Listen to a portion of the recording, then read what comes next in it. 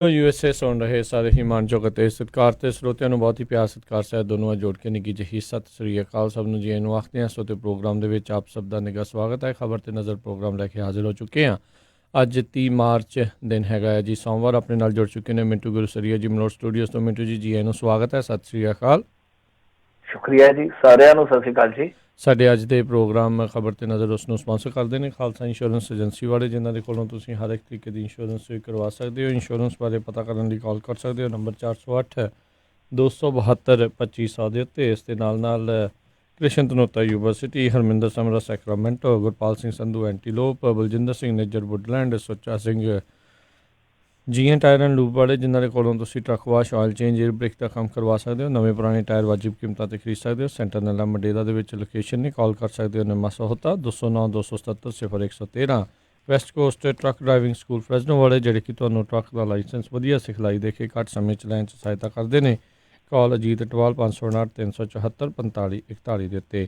ਇਹਨਾਂ ਸਾਰਿਆਂ ਦਾ ਬਹੁਤ ਬਹੁਤ ਧੰਨਵਾਦ। ਜੇਕਰ ਤੁਸੀਂ ਜਾਂ ਕੋਈ ਹੋਰ ਕਾਰੋਬਾਰ ਇਸ ਪ੍ਰੋਗਰਾਮ ਨੂੰ ਸਪਾਂਸਰ ਕਰਨਾ ਚਾਹੁੰਦੇ ਹੋ, ਸੰਪਰਕ ਕਰ ਸਕਦੇ ਹੋ ਨੰਬਰ 408 722 7698 ਦੇ ਉੱਤੇ। ਮਿੰਟੂ ਜੀ, ਗੱਲਬਾਤ ਦਾ ਸਿਲਸਿਲਾ ਸ਼ੁਰੂ ਕਰਦੇ ਹਾਂ। ਕਹਿੰਦੇ ਟੈਸਟਿੰਗ ਕਿੱਟ ਸੰਬੰਧੀ ਮੈਡੀਕਲ ਖੋਜ ਕੌਂਸਲ ਨੇ ਕੀਤਾ ਦਾਅਵਾ, ਭਾਰਤ ਵਿੱਚ ਮਰੀਜ਼ਾਂ ਦੀ ਗਿਣਤੀ ਵੀ ਵਧੀ ਆ। ਕਰੋਨਾ ਵਾਇਰਸ ਦਾ ਇਹ ਸਾਰਾ ਕੁਛ ਚੱਕਰ ਕਰੋਨਾ ਵਾਇਰਸ ਦਾ ਹੀ ਚੱਕਰ ਹੈ। ਇਹਨੇ ਹੀ ਚੱਕਰਾਂ ਦੇ ਵਿੱਚ ਪਾਇਆ ਤੇ ਇਸ ਚੱਕਰ ਦਾ ਕਦੋਂ ਚੱਕਰ ਕੱਟ ਕੇ ਤੇ ਪੂਰਾ ਹੁੰਦਾ ਉਹ ਦੇਖਣਾ ਹੋਏਗਾ।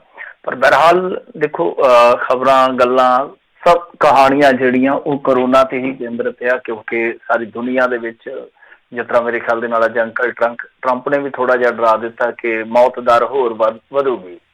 ਤਾਂ ਤੁਸੀਂ ਸਮਝ ਸਕਦੇ ਹੋ ਕਿ ਸੁਪਰ ਪਾਵਰ ਜਿਹੜੀ ਹੈ ਉਹ ਇਸ ਚੀਜ਼ ਤੇ ਅੱਗੇ ਗੋਡੇ ਟੇਕੀ ਖਲੋਤੀ ਆ, ਤਾਂ ਦੂਸਰਿਆਂ ਦੀ ਤੇ ਬਰਸਾਤ ਕੀ ਆ, ਦੂਸਰੇ ਤੇ ਪਾਣੀ ਹੰਡੇ ਵੀ ਨਹੀਂ ਹੈ। ਤਾਂ ਇਸ ਵੇਲੇ ਜੋ ਚੱਲਦਾ ਪਿਆ ਉਹਦੇ ਵਿੱਚ ਦੇਖੋ, ਖੋਜਾਂ ਵੀ ਚੱਲ ਰਹੀਆਂ ਨੇ, ਉਹਦੇ ਵਿੱਚ ਕੋਸ਼ਿਸ਼ਾਂ ਵੀ ਚੱਲ ਰਹੀਆਂ ਨੇ, ਉਹਦੇ ਵਿੱਚ ਲੜਾਈਆਂ ਵੀ ਚੱਲ ਰਹੀਆਂ ਨੇ, ਜਦੋਜਹਿਦਾਂ ਚੱਲ ਰਹੀਆਂ ਨੇ, ਸਾਰਾ ਕੁਛ ਹੀ ਚੱਲ ਰਿਹਾ। ਪਰ ਜੋ ਦਵਾਈ ਤਿਆਰ ਹੋਣੀ ਆ, ਵੈਕਸੀਨ ਵਗੈਰਾ ਡਿਵੈਲਪ ਹੋਣੀ ਆ, ਉਹਦੇ ਤੇ ਤਾਂ ਹਾਲੇ ਸਮਾਂ ਲੱਗਣਾ। ਤਾਂ ਸਭ ਦਾ ਜ਼ੋਰ ਕੀ ਆ ਕਿ ਕਿਸੇ ਤਰੀਕੇ ਦੇ ਨਾਲ ਚੇਨ ਟੁੱਟੇ, ਜਿਹੜੀ ਟਰਾਂਸਮਿਸ਼ਨ ਆ ਇਹ ਘਟੇ। ਕੁਛ ਟੈਂਪਰੇਚਰ ਨੂੰ ਉਡੀਕਦੇ ਆ, ਕੁਛ ਵੈਸੇ ਟੇਕ ਰੱਖੀ ਬੈਠੇ ਆ ਕਿ ਸਮਾਂ ਜਿਹੜਾ ਉਹ ਆਪਣੇ ਆਪ ਬਦਲੇਗਾ। ਪਰ ਇਸ ਦਰਮਿਆਨ ਕੁਛ ਚੀਜ਼ਾਂ ਜਿਹੜੀਆਂ ਉਹ ਜਾ ਰਹੀਆਂ ਨੇ ਅੱਗੇ ਕਿਸੇ ਦਿਸ਼ਾ ਵੱਲ, ਜੋ ਦਿਸ਼ਾ ਪਤਾ ਨਹੀਂ ਚੰਗੀ ਹੈ ਜਾਂ ਮੰਦੀ ਹੈ, ਤਾਂ ਉਹ ਬਾਅਦ ਦੇ ਵਿੱਚ ਸਮਾਂ ਤੈਅ ਕਰੇਗਾ। ਤਾਂ ਹੁਣ ਜੋ ਇਹਨਾਂ ਨੇ ਕਿਹਾ, Indian council of medical research ਵਾਲਿਆਂ ਨੇ, ਉਹ ਇਹ ਆ ਕਿ ਬਹੁਤ ਜਲਦੀ ਅਸੀਂ ਕਿੱਟ ਲੈ ਕੇ ਆ ਰਹੇ ਹਾਂ। ਕਿਉਂਕਿ ਦੇਖੋ, ਟੈਸਟਿੰਗ ਕਿੱਟ ਦੀ ਕੀ ਸਮੱਸਿਆ। ਹੁਣ ਜੇ ਤੁਸੀਂ ਪੰਜਾਬ ਦੇ ਵਿੱਚ ਵੀ ਵੇਖੋਗੇ ਨਾ, ਸਾਡਾ ਫਿਗਰ ਬਹੁਤ ਥੋੜਾ ਪਰ ਫਿਕਰ ਬਹੁਤ ਵੱਡਾ। ਮੈਂ ਕੀ ਕਿਹਾ ਕਿ ਫਿਗਰ ਬਹੁਤ ਛੋਟਾ ਸਾਡਾ ਅੰਕੜਾ, ਫਿਕਰ ਬਹੁਤ ਵੱਡਾ। ਫਿਕਰ ਕਿਉਂ ਵੱਡਾ? ਉਹਦਾ ਕਾਰਨ ਇਹ ਆ ਕਿ ਸਾਨੂੰ ਸਭ ਨੂੰ ਪਤਾ ਕਿ ਟੈਸਟਿੰਗ ਜਿਹੜੀ ਆ ਉਹ ਹਾਲੇ ਲਾਰਜ ਸਕੇਲ ਤੇ ਨਹੀਂ ਹੋ ਰਹੀ। ਕਿਉਂ ਨਹੀਂ ਹੋ ਰਹੀ? ਕਿਉਂਕਿ ਇੱਕ ਤੇ ਕਿੱਟਾਂ ਹੀ ਹੈ ਨਹੀਂ ਇਹਨਾਂ ਦੇ ਕੋਲ, ਬਹੁਤ ਸੀਮਤ ਕਿੱਟਾਂ ਨੇ, ਗਿਣਤੀ ਬਹੁਤ ਮਹਿਦੂਦ ਹੈ। ਦੂਜੇ ਪਾਸੇ ਗੱਲ ਇਹ ਆ ਕਿ 4-5 ਹਜ਼ਾਰ ਰੁਪਇਆ ਖਰਚਾ ਆਉਂਦਾ ਹੈ। ਸੋ ਸਰਕਾਰ ਆਪਣੇ ਪੱਧਰ ਤੇ ਇਹ ਚੀਜ਼ਾਂ ਨਹੀਂ ਕਰ ਰਹੀ। ਤਾਂ ਟੈਸਟ ਕਿਹਦਾ ਕਰਾਇਆ ਜਾ ਰਿਹਾ? ਜਿਹੜਾ ਬਹੁਤ ਜ਼ਿਆਦਾ ਸੀਰੀਅਸ ਹੋ ਜਾਂਦਾ, ਬਹੁਤ ਜ਼ਿਆਦਾ ਸੀਰੀਅਸ ਹੋ ਜਾਂਦਾ। ਇਹ ਸੱਚ ਹੈ, ਟਰੁੱਥ ਹੈ, ਇਹ ਹਕੀਕਤ ਆ ਕਿ ਜਦ ਬਹੁਤ ਜ਼ਿਆਦਾ ਹਾਲਤ ਕਿਸੇ ਦੀ ਵਿਗੜ ਜਾਂਦੀ ਆ, ਉਦੋਂ ਫਿਰ ਇਹ ਟੈਸਟ ਕਰਾਉਂਦੇ ਆ। ਉਸ ਤੋਂ ਬਾਅਦ ਪਤਾ ਲੱਗਦਾ ਨੈਗੇਟਿਵ ਹੈ ਜਾਂ ਪੋਜ਼ੀਟਿਵ ਆ। ਤਾਂ ਮਤਲਬ ਇਹ ਆ ਕਿ ਜੇ ਯਕਦਮ ਟੈਸਟ ਕਰਵਾਏ ਜਾਣ ਲਾਰਜ ਸਕੇਲ ਤੇ, ਜਿਹਨੂੰ ਆਪਾਂ ਮਾਸ ਟੈਸਟਿੰਗ ਕਹਿੰਦੇ ਆ, ਤਾਂ ਫਿਰ ਅੰਕੜਾ ਜਿਹੜਾ ਉਹ ਬਹੁਤ ਵੱਡਾ ਹੋਏਗਾ। ਇਸੇ ਕਰਕੇ ਮੈਂ ਕਹਿੰਦਾ ਕਿ ਫਿਗਰ ਹੋਰ ਹੈ, ਫਿਕਰ ਹੋ ਰਿਹਾ। ਤਾਂ ਹੁਣ ਇਹਨਾਂ ਨੇ ਕਿਹਾ ਕਿ ਅਸੀਂ ਟੈਸਟਿੰਗ ਕਿੱਟ ਜਿਹੜੀ ਆ ਉਹ ਜਲਦੀ ਤਿਆਰ ਕਰ ਲਵਾਂਗੇ। ਹੁਣ ਜਲਦੀ ਕਿੰਨੀ ਕੁ ਜਲਦੀ ਕਰਦੇ ਆ, ਤੇ ਚਲੋ ਉਹਨਾਂ ਨੇ ਸਮਾਂ ਹਲੇ ਲੈਣਾ, ਉਹ ਦੱਸਣਗੇ ਕਿ ਕਿੰਨੀ ਜਲਦੀ ਇਹ ਸਭ ਕੁਛ ਕਰ ਦਿੰਦੇ ਆ। ਪਰ ਗੱਲ ਇਹ ਆ ਕਿ ਜਲਦੀ ਤੋਂ ਜਲਦੀ ਜੇ ਤਿਆਰ ਕਰ ਲੈਣ ਤੇ ਬਹੁਤ ਵਧੀਆ। ਹੁਣ ਇਹ ਤੇ ਦਾਅਵਾ ਕਰਦੇ ਆ ਕਿ ਦੇਖੋ, ਅਸੀਂ 5 ਘੰਟਿਆਂ ਦੇ ਵਿੱਚ, ਮਤਲਬ ਕਿ 5 ਘੰਟਿਆਂ ਦੇ ਵਿੱਚ ਹੀ ਟੈਸਟ ਦਾ ਜਿਹੜਾ ਹੈ ਨਾ ਉਹ ਸਾਰਾ ਕਰ ਦਿਆ ਕਰਾਂਗੇ। ਮਤਲਬ ਕਿ ਫੈਸਲਾ ਦੇ ਦਿਆ ਕਰਾਂਗੇ ਕਿ ਹਾਂ ਨੈਗੇਟਿਵ ਹੈ ਜਾਂ ਪੋਜ਼ੀਟਿਵ ਆ। ਇਹ ਇਹਨਾਂ ਦਾ ਕਹਿਣਾ। ਤਾਂ ਮੇਰੇ ਖਿਆਲ ਦੇ ਨਾਲ ਇਹ ਠੀਕ ਆ। 5 ਘੰਟਿਆਂ 'ਚ ਕੀ, 5 ਮਿੰਟਾਂ 'ਚ ਵੀ ਹੋਣਾ ਚਾਹੀਦਾ ਟੈਸਟ ਦਾ ਪਤਾ, ਜਿਹੜਾ 5 ਮਿੰਟ ਦੇ ਵਿੱਚ ਹੀ ਲੱਗਣਾ ਚਾਹੀਦਾ। ਤਾਂ ਹਾਲਾਂਕਿ ਇਹਦੇ ਵਿੱਚ ਵੀ ਕੰਟਰਾਡਿਕਸ਼ਨ ਹੈ, ਕੁਝ ਕਹਿੰਦੇ ਕਿ 5 ਮਿੰਟਾਂ 'ਚ ਇਹਨਾਂ ਨੇ ਕਿਹਾ, ਤਾਂ ਕੁਝ ਕਹਿੰਦੇ ਕਿ 5 ਘੰਟਿਆਂ ਦੇ ਅੰਦਰ ਅੰਦਰ। ਤਾਂ ਬਹਰਹਾਲ ਇਹਨਾਂ ਨੇ ਜਿਹੜੀ ਫੀਸ ਦੱਸੀ ਉਹ ਕਹਿੰਦੇ ਕਿ 100 ਰੁਪਏ ਦੇ ਵਿੱਚ ਹੀ ਉਹ ਟੈਸਟ ਪਵੇਗਾ। ਤਾਂ ਮੇਰੇ ਖਿਆਲ ਦੇ ਨਾਲ ਇਹ ਜ਼ਰੂਰਤ ਆ, ਇਸ ਵੇਲੇ ਜ਼ਰੂਰਤ ਆ ਕਿ ਇਸ ਤਰ੍ਹਾਂ ਦੀ ਕਿੱਟ ਜਿਹੜੀ ਆ ਉਹ ਲਿਆਂਦੀ ਜਾਵੇ, ਜਿਹਦੇ ਵਿੱਚ ਇੱਕ ਤੇ ਇਹ ਆ ਕਿ ਖਰਚਾ ਥੋੜਾ ਹੋਵੇ, ਦੂਸਰਾ 5-7 ਮਿੰਟਾਂ ਦੇ ਵਿੱਚ ਪਤਾ ਲੱਗ ਜਾਵੇ।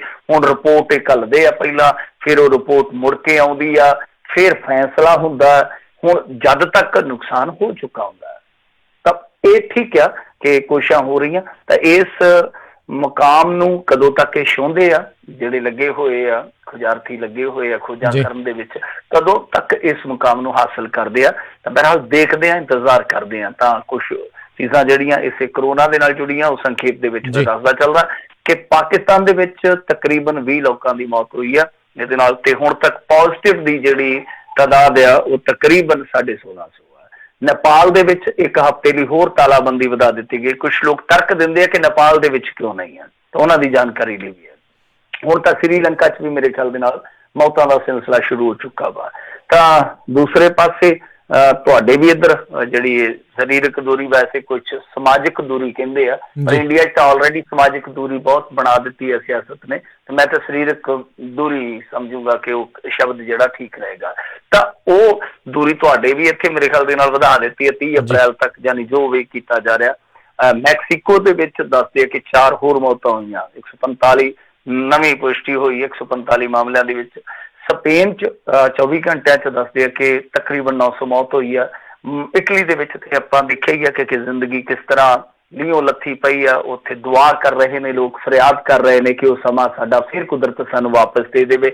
ਜਸਟਿਨ ਟਰੂਡੋ ਦੀ ਪਤਨੀ ਜਿਹੜੀ ਸੋਫੀ ਗ੍ਰੈਗਵਰ, ਉਹ ਸਿਹਤਯਾਬ ਹੋਏ ਆ। ਉਧਰ UK ਦੀ ਜਿਹੜੀ ਡਿਪਟੀ ਚੀਫ ਮੈਡੀਕਲ ਅਧਿਕਾਰੀ ਆ ਜੈਨੀ ਹੈਰਿਸ, ਉਹਨਾਂ ਨੇ ਜਾਣਕਾਰੀ ਦਿੱਤੀ ਆ ਕਿ ਲਾਕਡਾਊਨ ਜਿਹੜਾ UK ਦੇ ਵਿੱਚ ਆ ਉਹ 6 ਮਹੀਨੇ ਜਾਂ ਇਸ ਤੋਂ ਵੱਧ ਚੱਲ ਸਕਦਾ। ਤਾਂ UK 'ਚੋਂ ਇਹ ਵੱਡੀ ਖਬਰ ਆ, ਔਰ ਚਿੰਤਾਜਨਕ ਖਬਰ ਜਿਹੜੇ ਸਾਡੇ ਕਾਮੇ ਆ ਜਾਂ ਹੋਰ ਦੇਸ਼ਾਂ ਦੇ, ਕਿਉਂਕਿ UK ਦੇ ਵਿੱਚ ਵੀ ਬਹੁਤ ਸਾਰੇ ਲੋਕ ਰਹਿੰਦੇ ਆ, ਤਾਂ ਜਿਹੜੇ ਉਹ ਕਾਮੇ ਆ ਉਹਨਾਂ ਵਾਸਤੇ ਬਹੁਤ ਜ਼ਿਆਦਾ ਇਹ ਕਹਾਂਗਾ ਕਿ ਚਿੰਤਾਜਨਕ ਖਬਰ ਆ ਕਿ 6 ਮਹੀਨੇ ਲਾਕਡਾਊਨ ਚੱਲ ਸਕਦਾ ਜਾਂ ਇਸ ਤੋਂ ਵੱਧ। ਤਾਂ ਕਾਰੋਬਾਰੀ ਵੀ ਪ੍ਰਭਾਵਿਤ ਹੋਣਗੇ, ਕਾਮੇ ਵੀ ਜਿਹੜੇ ਆ ਉਹ ਪ੍ਰਭਾਵਿਤ ਹੋਣਗੇ। ਤਾਂ ਖੈਰ ਅੱਗੇ ਚੱਲੀਏ ਤਾਂ ਪੰਜਾਬ ਦੇ ਵਿੱਚ ਕੀ ਹੋਇਆ ਉਸ ਤੋਂ ਪਹਿਲਾਂ ਥੋੜਾ ਕੌਮੀ ਪੱਧਰ ਤੇ ਦੇਸ਼ ਦੇ ਵਿੱਚ 24 ਘੰਟਿਆਂ ਦੇ ਅੰਦਰ ਅੰਦਰ ਕਰੋਨਾ ਦੇ 92 ਮਾਮਲੇ ਆਏ ਆ। ਤਾਂ ਹੁਣ ਰਫ਼ਤਾਰ ਵੱਧ ਰਹੀ ਆ, ਮਤਲਬ ਕਿ ਕੇਸ ਜਿਹੜੇ ਆ ਦੁੱਗਣੇ ਹੋਣ ਤੇ ਕੁਝ ਵੀ ਸਮਾਂ ਨਹੀਂ ਲੱਗ ਰਿਹਾ। ਪਹਿਲਾਂ ਬਹੁਤ ਸਮਾਂ ਲੱਗਦਾ ਕਿ 100 ਤੋਂ 500 ਆਉਣ ਤੱਕ 45 ਦਿਨ ਲੱਗਦੇ ਆ, ਤਾਂ ਉਸ ਤੋਂ ਬਾਅਦ ਫਿਰ ਤੀਬਰਤਾ ਦੇ ਨਾਲ ਕੇਸਾਂ ਦੀ ਗਿਣਤੀ ਜਿਹੜੀ ਆ ਵੱਧਦੀ ਜਾਂਦੀ ਹੈ। ਤਾਂ 92 ਹੋ ਗਏ ਸੀਗੇ ਕਰੋਨਾ ਦੇ ਮਾਮਲੇ 24 ਘੰਟਿਆਂ ਦੇ ਅੰਦਰ ਅੰਦਰ, ਤੇ ਮੇਰੇ ਖਿਆਲ ਦੇ ਨਾਲ ਅੱਧਾ ਦਰਜਨ ਦੇ ਕਰੀਬ ਮੌਤਾਂ ਵੀ ਹੋਈਆਂ। ਵਿਸ਼ੇਸ਼ ਜਹਾਜ਼ ਰਾਹੀਂ ਅੱਜ ਪੰਜਾਬ ਤੋਂ ਮਲੇਸ਼ੀਆ ਭੇਜੇ ਜਾਣਗੇ 180 ਯਾਤਰੀ। ਸੋ ਇਹ ਪ੍ਰਬੰਧ ਕੀਤਾ ਗਿਆ। UP ਸਰਕਾਰ ਨੇ ਅੱਜ 27 ਲੱਖ, ਤਕਰੀਬਨ 27.5 ਕਹਿ ਲਓ, 27.5 ਲੱਖ ਮਨਰੇਗਾ ਮਜ਼ਦੂਰਾਂ ਦੇ ਖਾਤਿਆਂ 'ਚ ਰਕਮ ਟ੍ਰਾਂਸਫਰ ਕਰ ਦਿੱਤੀ ਹੈ 611 ਕਰੋੜ ਦੀ, ਤਾਂ ਕਿ ਉਹਨਾਂ ਦੀ ਰੋਜੀ ਰੋਟੀ ਜਾਂ ਕਹਿ ਲਓ ਕਿ ਜ਼ਿੰਦਗੀ ਥੋੜੀ ਬਹੁਤੀ ਚੱਲਦੀ ਰਹੇ। ਕੇਰਲ ਦੇ ਵਿੱਚ ਲਾਕਡਾਊਨ ਦੇ ਚੱਲਦੇ ਇੱਕ ਹੋਰ ਮੁਸੀਬਤ ਆ ਗਈ ਆ, ਕਿਉਂਕਿ ਉੱਥੇ ਸ਼ਰਾਬ ਦੀ ਖਪਤ ਆਪਣੇ ਵਾਂਗੂ ਕਾਫੀ ਹੁੰਦੀ ਆ। ਤਾਂ ਜਿਹੜੇ ਸ਼ਰਾਬੀ ਆ ਉਹ ਖੁਦਕੁਸ਼ੀਆਂ ਕਰਨ ਲੱਗ ਪਏ ਆ, ਕਹਿੰਦੇ ਕਿ ਸਾਨੂੰ ਸ਼ਰਾਬ ਦਿਓ, ਸ਼ਰਾਬ ਦਿਓ। ਤਾਂ ਰਿਸ਼ੀ ਕਪੂਰ ਨੇ ਵੀ ਉਹਨਾਂ ਦੀ ਵਕਾਲਤ ਕੀਤੀ। ਉਹ ਕਹਿੰਦੇ ਕਿ ਸਟ੍ਰੈਸ ਦੇ ਦੌਰ 'ਚ ਯਾਰ ਠੇਕੇ ਖੋਲ ਦੇਣੇ ਚਾਹੀਦੇ ਆ। ਰਿਸ਼ੀ ਕਪੂਰ ਨੂੰ ਕੁਝ ਲੋਕ ਉਹ ਕਹਿੰਦੇ ਆ ਕਿ ਇਹਨੂੰ ਬਹੁਤ ਵੱਡਾ ਪੁਸ਼ ਕਰ ਦੇਣਾ ਚਾਹੀਦਾ। ਤਾਂ ਉੱਥੇ ਹੁਣ ਇਹ ਵੀ ਇੱਕ ਸਮੱਸਿਆ ਹੋ ਗਈ ਆ, ਔਰ ਉਹ ਕੀ ਕਰ ਰਹੇ ਆ ਕਿ ਦਵਾਈ ਦਵਾ ਰਹੇ ਆ। ਜਿਵੇਂ ਆਪਣੇ ਇੱਧਰ ਜਿਹੜੇ ਡਰੱਗ ਐਡਿਕਸ਼ਨ ਵਾਲੇ ਹੁੰਦੇ ਆ, ਉਹਨਾਂ ਨੂੰ ਦਵਾਈ ਦਿੱਤੀ ਜਾਂਦੀ, ਤਾਂ ਉਹਨਾਂ ਦੀ ਉੱਥੇ ਕਾਉਂਸਲਿੰਗ ਵਗੈਰਾ ਕਰੀ ਜਾਂਦੇ। ਨਵੀਂ ਕਿਸਮ ਦੀ ਉਹਨਾਂ ਦੀ ਸਮੱਸਿਆ ਹੈ। ਤਾਂ ਮੇਰਠ ਦੇ ਵਿੱਚ ਇੱਕੋ ਹੀ ਪਰਿਵਾਰ ਦੇ 13 ਲੋਕਾਂ ਨੂੰ ਕਰੋਨਾ ਹੋਇਆ। ਸੋ ਇਹ ਤੁਸੀਂ ਦੇਖ ਲਓ ਕਿ ਹੁਣ ਇਹ ਕਿਸ ਸਕੇਲ ਤੇ ਜਾ ਰਿਹਾ, ਕਿਸ ਪੈਮਾਨੇ ਤੇ ਜਾ ਕੇ ਇਹ ਫੈਲ ਰਿਹਾ ਹੈ। ਬਹੁਤ ਬਹੁਤ ਵੱਡਾ ਪੈਮਾਨਾ। 45 ਦੀ ਹਾਲੇ ਰਿਪੋਰਟ ਜਿਹੜੀ ਆ ਉੱਥੇ ਆਉਣੀ ਬਾਕੀ ਆ। ਤੇ ਦੱਸਦੇ ਆ ਕਿ ਜਿਵੇਂ ਮੈਂ ਕਿਹਾ ਕਿ 5 ਮਿੰਟ 'ਚ ਹੁਣ ਦਾਅਵਾ ਕਰਦੇ ਆ ਕਿ ਪਹਿਲਾਂ ਖਬਰ ਸੀ 5 ਘੰਟਿਆਂ 'ਚ, ਤਾਂ ਹੁਣ 5 ਮਿੰਟਾਂ 'ਚ ਇਹ ਰਿਪੋਰਟ ਵੀ ਆ ਗਈ ਆ ਕਿ 5 ਮਿੰਟ 'ਚ ਕਰੋਨਾ ਰਿਪੋਰਟ ਦੇਣ ਵਾਲੀ ਟੈਸਟ ਕਿੱਟ ਛੇਤੀ ਬਾਜ਼ਾਰ ਦੇ ਵਿੱਚ ਆ ਜਾਊਗੀ, ਔਰ ਕੀਮਤ 100 ਰੁਪਈਆ। ਤਾਂ ਆਪਣੀ ਉਹ ਜਿਹੜੀ ਗੱਲ ਚੱਲ ਰਹੀ ਸੀ ਉਹਦੀ ਪੁਸ਼ਟੀ ਹੋ ਗਈ। ਤਾਂ 5 ਮਿੰਟ 'ਚ ਅਹਿਮਦਾਬਾਦ ਤੋਂ ਇੱਕ RSM ਥੋੜੇ ਕੰਮ ਕਰਕੇ UP ਦੇ ਵਿੱਚ ਦੱਸਦੇ ਆ ਕਿ ਉੱਥੇ ਇੱਕ ਦੀ ਮੌਤ ਹੋ ਗਈ ਆ, ਬਾਕੀਆਂ ਨੂੰ ਪਿੰਡ 'ਚ ਦਾਖਲ ਹੀ ਨਹੀਂ ਹੋਣ ਦਿੱਤਾ ਗਿਆ। ਤਾਂ ਇਹ ਮਜ਼ਦੂਰਾਂ ਦੀ ਕਹਾਣੀ ਅੱਡ ਕਹਾਣੀ ਆ, ਦੁਖਾਂਤਕ ਕਹਾਣੀ ਆ ਕਿ ਕਿਵੇਂ ਉਹ ਪ੍ਰਵਾਸ ਦੇ ਵਿੱਚੋਂ ਪਿੰਡਾਂ ਨੂੰ ਪਰਤ ਰਹੇ ਆ, ਪਰ ਰਸਤੇ ਦੇ ਵਿੱਚ ਬਹੁਤ ਕੁਝ ਉਹਨਾਂ ਦੇ ਨਾਲ ਹੋ ਰਿਹਾ। ਇੱਧਰ ਪੰਜਾਬ ਦੇ ਵਿੱਚ ਜੇ ਗੱਲ ਕਰੀਏ ਤਾਂ ਲੁਧਿਆਣਾ ਦੀ ਇੱਕ ਔਰਤ ਜਿਹੜੀ ਆ ਉਹ ਪਟਿਆਲਾ ਦੇ ਵਿੱਚ ਰੈਫਰ ਕੀਤੀ ਗਈ ਰਜਿੰਦਰਾ ਹਸਪਤਾਲ, ਕਿਉਂਕਿ ਪਟਿਆਲੇ ਦੇ ਵਿੱਚ ਵੈਂਟੀਲੇਟਰ ਦੀ ਵਿਵਸਥਾ ਸੀ। ਲੁਧਿਆਣੇ ਦੇ ਵਿੱਚ ਵੇਖੋ ਏਡੇ ਵੱਡੇ ਵੱਡੇ ਹਸਪਤਾਲ ਆ, ਉੱਥੇ ਵੈਂਟੀਲੇਟਰ ਹੀ ਨਹੀਂ ਉਪਲਬਧ ਸੀ। ਤਾਂ ਉਹ ਜਿਹੜੀ ਔਰਤ ਕ੍ਰਿਟੀਕਲ ਹਾਲਤ ਦੇ ਵਿੱਚ ਲਿਆਂਦੀ ਗਈ ਰਜਿੰਦਰਾ ਹਸਪਤਾਲ ਦੇ ਵਿੱਚ, ਉੱਥੇ ਉਹਨੇ ਦਮ ਤੋੜ ਦਿੱਤਾ। ਉਸ ਤੋਂ ਬਾਅਦ ਪਤਾ ਲੱਗਿਆ ਕਿ ਉਹ ਕਰੋਨਾ ਪੋਜ਼ਿਟਿਵ ਆ। ਹੁਣ ਹਾਹਾਕਾਰ ਮਚ ਗਈ ਆ। ਤਾਂ ਇਹ ਬਹੁਤ ਵੱਡਾ ਇੱਕ ਸਵਾਲ ਹੈ ਸਾਡੇ ਸਾਹਮਣੇ, ਕਿਉਂਕਿ ਸਾਡੇ ਇੱਥੇ ਵੈਂਟੀਲੇਟਰ ਬਹੁਤ ਸੀਮਿਤ ਆ, ਤੇ ਜੇ ਇਹ ਬਿਮਾਰੀ ਵੱਧ ਗਈ, ਜੇ ਲਾਗ ਪਿੰਡਾਂ ਦੇ ਵਿੱਚ ਚੱਲ ਗਈ ਤਾਂ ਵੈਂਟੀਲੇਟਰ ਹੀ ਸਾਨੂੰ ਲੈ ਬੈਠਣਗੇ। ਸਾਡੇ ਕੋਲ ਇਹੀ ਵਿਵਸਥਾ ਨਹੀਂ ਹੋਣੀ, ਦੂਜੀਆਂ ਤੇ ਗੱਲਾਂ ਹੀ ਛੱਡ ਦਿਓ। ਤਾਂ ਖੈਰ ਚੰਡੀਗੜ੍ਹ 'ਚ ਕਰੋਨਾ ਵਾਇਰਸ ਦੇ ਅੱਜ ਇੱਕੋ ਦਿਨ 5 ਹੋਰ ਮਾਮਲੇ ਸਾਹਮਣੇ ਆ ਗਏ ਆ। ਤਾਂ ਉੱਥੇ ਮੋਹਾਲੀ ਨੂੰ ਮਿਲਾ ਲਈਏ ਜਾਂ ਚੰਡੀਗੜ੍ਹ ਨੂੰ ਮਿਲਾ ਲਈਏ ਤਾਂ ਮੇਰੇ ਖਿਆਲ ਦੇ ਨਾਲ ਇੱਕ ਹਿੱਸਾ ਤੇ ਉੱਥੋਂ ਦੇ ਮਾਮਲੇ ਬਣ ਜਾਂਦੇ। ਜੇ ਆਪਾਂ ਪੰਜਾਬ ਦੀ ਗੱਲ ਕਰੀਏ ਤਾਂ 5 ਹੋਰ ਨਵੇਂ ਮਾਮਲੇ ਆਏ ਆ ਪੰਜਾਬ ਦੇ ਵਿੱਚੋਂ ਵੀ। ਮੋਹਾਲੀ 'ਚੋਂ ਵੀ ਅੱਜ ਇੱਕ ਹੋਰ ਪੋਜ਼ਿਟਿਵ ਆਇਆ, ਸ਼ਾਇਦ ਨਵਾਂ ਗਾਉਂ ਜਿਹੜਾ ਉਹ ਨਾਲ ਹੀ ਲਾਗੇ ਪਿੰਡ ਆ ਉੱਥੋਂ। ਤਾਂ ਅੱਗੇ ਜੇ ਆਪਾਂ ਗੱਲ ਕਰੀਏ ਤਾਂ ਅੱਜ ਥੋੜ੍ਹੀ ਜਿਹੀ ਢਿੱਲ ਸੀਗੀ, ਢਿੱਲਿਆਂ ਦਿੱਤੀ ਗਈ ਕਿ ਬੈਂਕਾਂ ਦੇ ਵਿੱਚ ਤੁਸੀਂ ਆਪਣਾ ਕੋਈ ਕੰਮ ਕਰ ਨਿਬੇੜਨਾ ਤਾਂ ਨਿਬੇੜੋ। ਤਾਂ ਉੱਥੇ ਬਹੁਤ ਵੱਡੀਆਂ ਲਾਈਨਾਂ ਲੱਗ ਗਈਆਂ ਬੈਂਕਾਂ ਦੇ ਵਿੱਚ। ਜਿਵੇਂ ਹੀ ਬੈਂਕਿੰਗ ਕਾਰਜ ਪ੍ਰਣਾਲੀ ਚਾਲੂ ਹੋਈ ਤਾਂ ਲੋਕਾਂ ਦੀਆਂ ਉੱਥੇ ਜਿੱਦਾਂ ਕਹਿ ਲਓ ਕਿ ਸ਼ੈਬਰਾਂ ਲੱਗ ਗਈਆਂ, ਬਹੁਤ ਵੱਡੀਆਂ ਵੱਡੀਆਂ ਲਾਈਨਾਂ ਸਨ। ਤਾਂ ਇਸ ਤੋਂ ਇਲਾਵਾ ਪਦਮ ਸ਼੍ਰੀ ਜਿਹੜੇ ਹੈਗੇ ਆ ਰਾਗੀ ਸਿੰਘ, ਨਿਰਮਲ ਸਿੰਘ ਜੀ ਖਾਲਸਾ, ਉਹਨਾਂ ਨੂੰ ਵੀ ਦੱਸਦੇ ਆ ਕਿ ਸ਼ੱਕੀ ਪਾਇਆ ਜਾ ਰਿਹਾ, ਤਾਂ ਉਹ ਆਪ ਹੀ ਗਏ ਨੇ ਹਸਪਤਾਲ, ਉਹ ਵੀ ਆਈਸੋਲੇਟ ਹੈ ਇਸ ਵੇਲੇ। ਜਿਹੜੇ ਨਿਰਮਲ ਸਿੰਘ ਜੀ ਖਾਲਸਾ ਬਹੁਤ ਵੱਡੇ ਰਾਗੀ ਆ। ਤਾਂ ਇਸ ਤੋਂ ਇਲਾਵਾ ਜਿਹੜਾ ਕਰੋਨਾ ਵਾਇਰਸ ਤੋਂ ਪੀੜਤ ਮਰਿਆ ਸੀਗਾ ਹਰਭਜਨ ਸਿੰਘ, ਉਹਦਾ ਪਿੰਡ ਮੋਰਾਂਵਾਲੀ 'ਚ ਅੰਤਮ ਸੰਸਕਾਰ ਕਰ ਦਿੱਤਾ ਗਿਆ। ਸੋ ਇਹ ਹੁਣ ਤੱਕ ਦੀਆਂ ਮੁੱਖ ਜਿਹੜੀਆਂ ਸੁਰਖੀਆਂ ਸਨ ਕਰੋਨਾ ਦੇ ਨਾਲ ਜੁੜੀਆਂ। ਪਰ ਜੋ ਵੀ ਹੈ ਇਸ ਵੇਲੇ ਜੇ ਆਪਾਂ ਵੇਖੀਏ ਤਾਂ ਇੰਡੀਆ ਇੱਕ ਐਸੀ ਸਟੇਜ ਤੇ ਖਲੋਤਾ ਵਾ ਜਿੱਥੇ ਜੇ ਤੇ ਉਹ ਥੋੜੀ ਜਿਹੀ ਸਖਤੀ ਕਰ ਲੈਣ ਜਾਂ ਥੋੜਾ ਜਿਹਾ ਪਰਹੇਜ਼ ਲੋਕ ਕਰ ਲੈਣ, ਸੰਜਮ ਤੋਂ ਕੰਮ ਲੈਣ ਤਾਂ ਬਹੁਤ ਬਚਾਅ ਹੋ ਸਕਦਾ। ਅਦਰਵਾਈਜ਼ ਨੁਕਸਾਨ ਤੇ ਫਿਰ ਤੁਹਾਨੂੰ ਪਤਾ ਵੱਟ ਤੇ ਹੈਗਾ ਹੀ ਹੈਗਾ ਜੀ। ਤੇ ਮਿੰਟੂ ਜੀ, ਜਿਹੜੀ ਤੁਸੀਂ ਵੈਂਟੀਲੇਟਰ ਵਾਲੀ ਗੱਲ ਕੀਤੀ ਸੀ, ਆਮ ਲੋਕਾਂ ਦੇ ਜਿਹੜੇ ਟੈਕਸ ਦੇ ਨਾਲ ਇਹ ਸਾਰਾ ਕੁਝ ਸਹੂਲਤਾਂ ਜਿਹੜੀਆਂ ਬਣਾਈਆਂ ਜਾਂਦੀਆਂ ਆ ਤੇ ਆਮ ਲੋਕਾਂ ਨੂੰ ਕਿਉਂ ਨਹੀਂ ਮਿਲਦੀਆਂ? ਨਹੀਂ ਦੇਖੋ, ਗੱਲ ਇਹ ਆ ਨਾ ਕਿ ਇਹਨਾਂ ਚੀਜ਼ਾਂ ਤੇ ਸਾਡਾ ਕਿੰਨਾ ਕੁ ਧਿਆਨ ਹੈ ਲੋਕਾਂ ਦਾ। ਹੁਣ ਮੈਂ ਤੁਹਾਨੂੰ ਇੱਕ ਉਦਾਹਰਣ ਦਿੰਦਾ। ਕਿਉਂਕਿ ਮੈਂ 5-6 ਸਾਲ ਸੰਗਤ ਦਰਸ਼ਨ ਕਵਰ ਕੀਤਾ ਸੀਗਾ ਆਪਣੇ ਇੱਕ ਅਖਬਾਰ ਵਾਸਤੇ ਜੀ। ਤਾਂ ਮੈਂ ਇੱਕ ਵਾਰੀ ਬਾਦਲ ਸਾਹਿਬ ਤੋਂ ਲਾਇਬ੍ਰੇਰੀ ਦਾ ਸਵਾਲ ਕੀਤਾ ਸੀਗਾ ਕਿ ਬਾਦਲ ਸਾਹਿਬ ਤੁਸੀਂ ਸੰਗਤ ਦਰਸ਼ਨਾਂ 'ਚ ਲਾਇਬ੍ਰੇਰੀ ਕਿਉਂ ਨਹੀਂ ਦਿੰਦੇ ਕਿਸੇ ਪਿੰਡ ਨੂੰ? ਉਹਨੇ ਕਿਹਾ ਕਾਕਾ ਕੋਈ ਲੈਂਦਾ ਹੀ ਨਹੀਂ। ਲੋਕ ਮੈਥੋਂ ਕੀ ਮੰਗਦੇ ਆ? ਮੈਂ ਕਹਿੰਦਾ ਕਿ ਇਹੋ ਜਿਹੀਆਂ ਚੀਜ਼ਾਂ ਲਓ। ਲੋਕ ਮੈਥੋਂ ਮੰਗਦੇ ਆ ਕਿ ਗਲੀਆਂ ਨਾਲੀਆਂ ਦੀ ਗ੍ਰਾਂਟ ਦੇ ਦਿਓ ਬਾਦਲ ਸਾਹਿਬ, ਸਿਵਿਆਂ ਦੀਆਂ ਗ੍ਰਾਂਟਾਂ ਦੇ ਦਿਓ। ਫਿਰ ਜੇ ਨਹੀਂ ਤੇ ਉਹ ਕਹਿੰਦੇ ਕਿ ਧਰਮਸ਼ਾਲਾ, ਕਿਉਂਕਿ ਹੁਣ ਇੱਕ ਪਿੰਡ ਦੇ ਵਿੱਚ 6-7 ਬਰਾਦਰੀਆਂ ਬੈਠੀਆਂ ਹੁੰਦੀਆਂ, ਤੁਹਾਨੂੰ ਪਤਾ ਹੀ ਆ ਹਨਾ। ਤਾਂ ਉਹ ਇੱਕ ਧਰਮਸ਼ਾਲਾ ਉਹਨੂੰ ਦੇ ਦਿਓ, ਇੱਕ ਉਹਨੂੰ ਦੇ ਦਿਓ, ਇੱਕ ਉਹਨੂੰ ਦੇ ਦਿਓ। ਬਾਅਦ ਦੇ ਵਿੱਚ ਲੰਬੀ ਹਲਕੇ ਦੇ ਵਿੱਚ ਇੱਕ ਕਮਰੇ 'ਚ ਜਿੰਮਾਂ ਜਿਹੜੀਆਂ ਤੁਹਾਨੂੰ ਆਮ ਹੀ ਮਿਲ ਜਾਣਗੀਆਂ ਪਿੰਡਾਂ ਦੇ ਵਿੱਚ 6-7 ਉੱਥੇ ਕਿਸੇ ਨੇ ਮੱਝਾਂ ਬੰਨੀਆਂ, ਕਿਸੇ ਨੇ ਚੂੜੀਆਂ ਪਾਈਆਂ। ਉਹ ਟੈਕਸ ਪੇਅਰਸ ਦਾ ਇੰਨਾ ਪੈਸਾ ਅਜਾ ਹੀ ਚੱਲ ਗਿਆ। ਤੁਸੀਂ ਲੰਬੀ ਦੇ ਵਿੱਚ ਕੋਈ ਵੀ, ਇਹ ਤੇ ਚਲੋ ਕੈਪਟਨ ਹੋਰੀ ਤਾਂ ਕੀ ਕਰਨਗੇ, ਤੁਸੀਂ ਕੋਈ ਵੀ ਪੜਤਾਲ ਕਰਵਾ ਲਓ ਕਿ ਉਹ ਕਿਹੜੇ ਕੰਮਾਂ ਆ ਰਹੀਆਂ ਨੇ, ਧਰਮਸ਼ਾਲਾਵਾਂ, ਜਿੰਮਾਂ ਵਗੈਰਾ ਇਹ ਚੀਜ਼ਾਂ।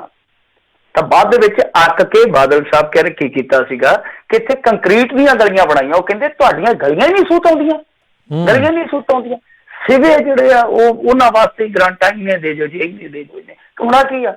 ਹਿੱਸਾ ਪੱਤੀ। ਤਾਂ ਜੇ ਉਹੀ ਚੀਜ਼ਾਂ ਕਹੀਆਂ ਜਾਣ ਤੇ ਤੁਸੀਂ ਲੰਬੀ 'ਚ ਵੇਖੋਗੇ ਹਸਪਤਾਲ ਕੀ ਹੈ। ਹਸਪਤਾਲ ਮੈਂ ਲੰਬੀ ਦੀ ਗੱਲ ਸੁਣਾ ਦੇਣਾ ਤੁਹਾਨੂੰ ਫਿਰ, ਕਿਉਂਕਿ ਉਹਦੇ 'ਚ ਸਾਰਾ ਪੰਜਾਬ ਹੀ ਆ ਜਾਣਾ। ਜੇ ਲੰਬੀ ਦੀ ਉਹ ਹਾਲਤ ਹੈ ਤਾਂ ਤੁਸੀਂ ਸਮਝੋ ਕਿ ਪੰਜਾਬ ਦਾ ਰੂਰਲ ਸਿਹਤ ਢਾਂਚਾ ਕਿਹੋ ਜਿਹਾ। ਲੰਬੀ ਦੇ ਵਿੱਚ 2-3 ਵੱਡੇ ਹਸਪਤਾਲ ਆ। ਇੱਕ ਸਰਾਵਾਂ ਬੋਤਲਾਂ ਦੇ ਵਿੱਚ ਹਸਪਤਾਲ ਬਣਿਆ ਹੋਇਆ ਬਹੁਤ ਵੱਡਾ, ਉਹ ਚੱਲਦਾ ਹੀ ਨਹੀਂ ਚੰਗੀ ਤਰ੍ਹਾਂ ਕਿਉਂਕਿ ਮਸ਼ੀਨਰੀ ਨਹੀਂ, ਡਾਕਟਰ ਨਹੀਂ ਹੈ। ਆਲਮ ਵਾਲਾ ਬਹੁਤ ਪੁਰਾਣਾ ਹਸਪਤਾਲ ਹੈ, ਖਸਤਾ ਹੈ, ਮਤਲਬ ਮਸ਼ੀਨਰੀ ਨਹੀਂ, ਪੂਰੇ ਡਾਕਟਰ ਨਹੀਂ ਹੈ। ਸਿਰਫ ਬਾਦਲ ਪਿੰਡ ਦੇ ਵਿੱਚ ਸਾਰੀਆਂ ਚੀਜ਼ਾਂ ਹੋ ਸਕਦਾ ਪੂਰੀਆਂ। ਤਾਂ ਕਹਿਣ ਦਾ ਭਾਵ ਇਹੋ ਆ ਕਿ ਲੋਕਾਂ ਨੇ ਕਦੇ, ਮੈਨੂੰ ਨਹੀਂ ਲੱਗਦਾ, ਮੈਂ ਜਿੰਨੇ ਤਕਰੀਬਨ 200-300 ਸੰਗਤ ਦਰਸ਼ਨ ਕਵਰ ਕੀਤਾ ਹੋਊਗਾ, ਕਦੇ ਮੈਂ ਨਹੀਂ ਸੀ ਸੁਣਿਆ ਕਿ ਉੱਥੇ ਉੱਠ ਕੇ ਕੋਈ ਲੰਬੀ ਦੇ ਵਿੱਚ ਉਹ ਆਖ ਦੇਵੇ ਕਿ ਬਾਦਲ ਸਾਹਿਬ ਸਾਡੇ ਡਾਕਟਰ ਪੂਰੇ ਕਰੋ। ਮੇਰੇ ਸਾਹਮਣੇ ਕਦੇ ਕਿਸੇ ਨੇ ਮੰਗ ਨਹੀਂ ਸੀ ਰੱਖੀ। ਤਾਂ ਜਦੋਂ ਲੋਕਾਂ ਦਾ ਧਿਆਨ ਹੀ ਹੈ ਨਹੀਂਗਾ ਇੱਧਰ, ਤਾਂ ਫਿਰ ਲੀਡਰ ਕਿਹੜੇ ਪਾਸੇ ਹੋਣਗੇ? ਤਾਂ ਹੁਣ ਲੀਡਰਾਂ ਨੂੰ ਘੱਟੋ ਘੱਟ ਘੇਰ ਕੇ ਇਹ ਤੇ ਆਖਿਆ ਜਾ ਸਕਦਾ ਨਾ ਕਿ ਭਾਈ ਤੁਸੀਂ ਹੁਣ ਜੋ ਵੈਂਟੀਲੇਟਰ ਵਾਸਤੇ ਸਾਨੂੰ ਪੈਸੇ ਦੇ ਰਹੇ ਹੋ, ਪਹਿਲਾਂ ਇਸ ਗੱਲ ਦਾ ਹਿਸਾਬ ਦਿਓ ਕਿ ਤੁਸੀਂ ਪਿਛਲੇ 50 ਸਾਲਾਂ ਤੋਂ ਕਰ ਕੀ ਰਹੇ ਸੋ ਪੰਜਾਬ ਦੇ ਵਿੱਚ। ਜੀ ਜੀ ਬਿਲਕੁਲ।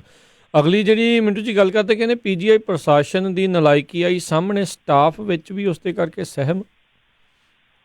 ਦੇਖੋ ਹਾਂਜੀ, ਨਲਾਇਕੀ ਇਹ ਆਈ ਆ ਕਿ 16 ਚੋਂ ਕੋਈ ਮਰੀਜ਼ ਸੀਗਾ ਜਿਹੜਾ ਰੈਫਰ ਕੀਤਾ ਗਿਆ, ਇਹਨਾਂ ਨੇ ਕੀ ਕੀਤਾ ਕਿ ਚੱਕ ਕੇ ਉਹਨੂੰ ਐਮਰਜੈਂਸੀ ਵਾਰਡ ਦੇ ਵਿੱਚ ਸ਼ਿਫਟ ਕਰ ਦਿੱਤਾ।